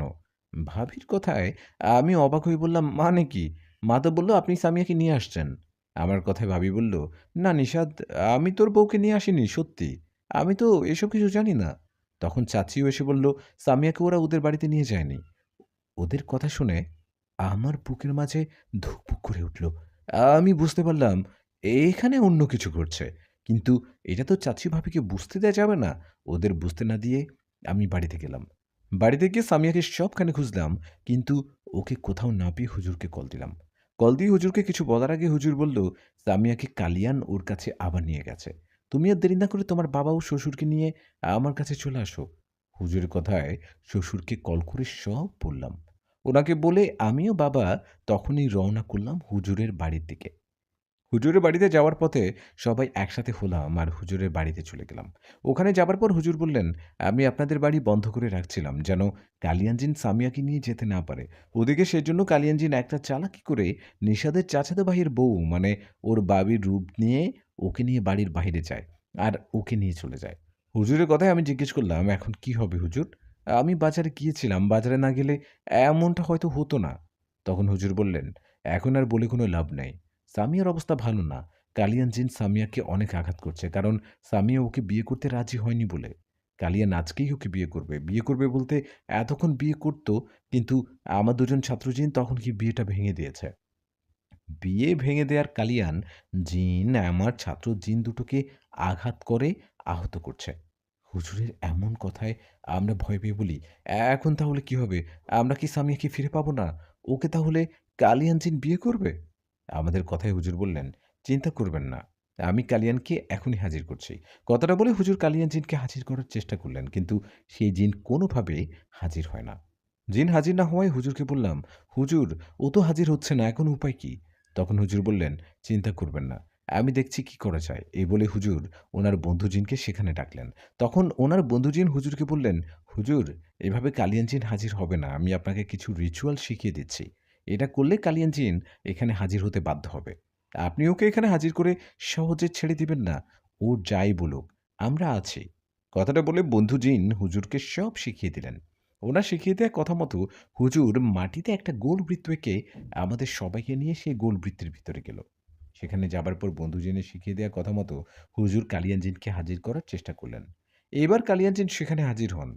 ও হাজির হয়ে বলেন, "হুজুর, আগেরবার আমাকে বোকা বানিয়েছিলি না? এবার কোথায় যাবি? আমি সামিয়াকে আমার মায়াজালে বন্দি করে রেখেছি, যেখান থেকে তোর জিনেরা ওকে কোনোভাবে নিয়ে আসতে পারবে না।" জিনের কথায় হুজুর বললেন, "কালিয়ান, আজকে আর তোমার সাথে ভালো ব্যবহার করব না। সোজাসুজি একটা কথাই বলছি, তুই সামিয়াকে ফিরিয়ে দিয়ে ওর জীবন থেকে সারা জীবনের জন্য চলে যাবি কিনা বল? না গেলে কি করবি? মারবি আমাকে? নাকি বন্দী করবি? মনে রাখিস হুজুর, আমি আমার অনুগত অনেক জিনকে বিভিন্ন দিকে অনেক কাজে রেখে আসছি। কিছু জিনেরা সামিয়াকে বন্দী করে ধরে আছে। ওরা অনেক শক্তিশালী। আমি তোর এখানে আসার সময় ওদের বলে আসছি, আমার কিছু হলে ওরা যেন সামিয়াকে মেরে ফেলে। তাই আমাকে কিছু করার আগে ভেবে কাজ করবি।" জিনের কথায় হুজুর বললেন, "সামিয়ার কিছু হলে তুই বেঁচে থাকার ভাবছিস? তুই বেঁচে থাকবি ভাবছিস? তোকে শেষবারের মতো একটা সুযোগ দিচ্ছি। সামিয়াকে ফিরিয়ে দিয়ে চলে যা। যাবি কিনা বল?" হুজুর কথায় জিনটা বললেন, "হুজুর, এত কিছু বলার পরও আমাকে ভয় দেখাচ্ছিস? আমি সবার মতো তোর পরিবারের পিছনে লাগবো বলে দিলাম?" ওর কথায় হুজুর রেগে গিয়ে বললেন, "অনেক হইছে। আর না।" কথাটা বলে হুজুর কালিয়ান জিনকে বন্দী করবে এমন একটা সময় হঠাৎ করে সেখানে চলে আসলেন কালিয়ান জিনের অনুসারী কয়েকটা জিন। ওরা এসে হুজুর সহ আমাদেরকে এমনভাবে আঘাত করলেন যে আমরা ছিটকে গিয়ে পড়লাম ঘরের কোণে। আমরা ছিটকে পড়ে ব্যথায় চিৎকার করছিলাম। তখন হুজুর কষ্ট করে উঠে দাঁড়ালেন আর তখনই হুজুরের কাছে আসলেন ওনার বন্ধু ও ছাত্র জিনেরা। ওরা এসে কোনো কথা না বলে কালিয়ান জিন ও তার অনুগত জিনদের সাথে যুদ্ধ করতে লাগলো। বেশ কিছুক্ষণ যুদ্ধ শেষে হুজুরের বন্ধু জিনেরা কালিয়ান জিনের অনুগত সকল জিনকে মেরে ফেলল আর কালিয়ান জিনকে ধরে হুজুরের সামনে বসালেন। তখন হুজুর বললেন, "কালিয়ান, এখন কি হলো? এখন কোথায় যাবি?" হুজুর কথায় তখন সে জিনটা বললেন, মনে নাই সামিয়া আমার কাছে বন্দি? আমাকে কিছু করে দেখ, সামিয়ার কি অবস্থা করে ওরা। ওর কথায় হুজুর আর কথা না বাড়িয়ে ওকে বোতল বন্দি করে ফেললেন। বোতলে বন্দি করার সময় ও হুজুরের কাছে মাপ চাইছিল। ও বলছিল, আমি সামিয়াকে ছেড়ে চলে যাব, ছেড়ে দিন আমাকে। কিন্তু হুজুর কোনো কথা না শুনে ওকে বোতল বন্দি করে ফেলল। কালিয়ানকে বোতলবন্দি করার পর হুজুর তার বন্ধু জিনদের বললেন, আপনি এই বোতলটার সাথে করে কালিয়ান জিনের রাজ্যে যান, আর সামিয়াকে যে জিনেরা বন্দি করে রাখছে ওদের দেখান আর বলেন সামিয়াকে ছাড়লে কালিয়ানকে ছেড়ে দিবে। এভাবে বলেই ওদের বোকা বানাতে হবে।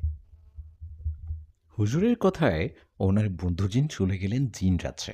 আর সামিয়াকে যারা বন্দি করছে তাদের উদ্দেশ্যে বললেন, তোমরা কি সামিয়াকে ছাড়বে? যদি না ছাড়ো তাহলে তোমাদের গুরু কালিয়ান জিন এই বোতলের ভিতরে পচে মরবে। ওকে মুক্ত করতে চাইলে এই মায়াজাল কেটে ওকে বের করে নিয়ে আসো। সেই জিনের কথায় কালিয়ান জিনের অনুসারী জিনেরা শুরুতে রাজি না হলেও পরে রাজি হয় আর সামিয়াকে মায়াজাল থেকে বের করার সাথে সাথে হুজুরের সাথে থাকা জিনেরা সামিয়াকে নিয়ে সেখান থেকে হুজুরের বাড়িতে আসে। হুজুরের বন্ধু জিনের পিছে পিছে ওই জিনেরাও আসে আর হুজুরকে বলে, হুজুর, এটা কি হলো? তুই আমাদের গুরু, গুরু কালিয়ান জিনকে বন্দি করছিস, বন্দি করে আবার বললি মেয়েটাকে ছেড়ে দিলে ওকে ছেড়ে দিবি। কিন্তু মেয়েটাকে ছাড়ার পরও কেন আমাদের গুরুকে ছাড়ছিস না? এখনই ছেড়ে দে বলছি। কিন্তু হুজুর তো কালিয়ানকে ছাড়বে না। এটা দেখে ওই জিনেরা হুজুরকে আক্রমণ করতে আসলে হুজুর ওদেরকেও বন্দি করে। ওদের বন্দি করে মাটিতে নিচে পুঁতে রাখেন। আর আমাদের সবাইকে বলেন, আল্লাহর রহমতে আর কোনো সমস্যা হবে না। কালিয়ান জিন এখন বন্দী। আশা করি সামিয়ার সংসারে আর কোনো ঝামেলা হবে না। এই বলে হুজুর সামিয়ার শরীরে দোয়া কালাম পড়ে ফুঁ দিয়ে দেন। তারপর আমরা সেখান থেকে বাড়িতে আসি। বাড়িতে আসার পর থেকে আল্লাহর রহমতে ভালো আছে। সামিয়ার সাথে আর কোনো ঘটনা ঘটেনি। জিনের সাথে সহবাস, এটা তো একটা নাম মাত্র। আমার এই গল্পটা লেখার কারণ কালো জাদু থেকে মানুষকে সাবধান করা। আপনারা সবাই শুনুন, কালো জাদু করে অন্য কারো ক্ষতি করতে চাইলে নিজের ক্ষতি হবে এবং সেটা ভয়ঙ্করভাবে। কখনো কালো জাদুর মতো পাপ কাজ করবেন না কেউ। এই গল্পটি এখানেই শেষ করলাম। গল্পটি কেমন লেগেছে জানাবেন সবাই।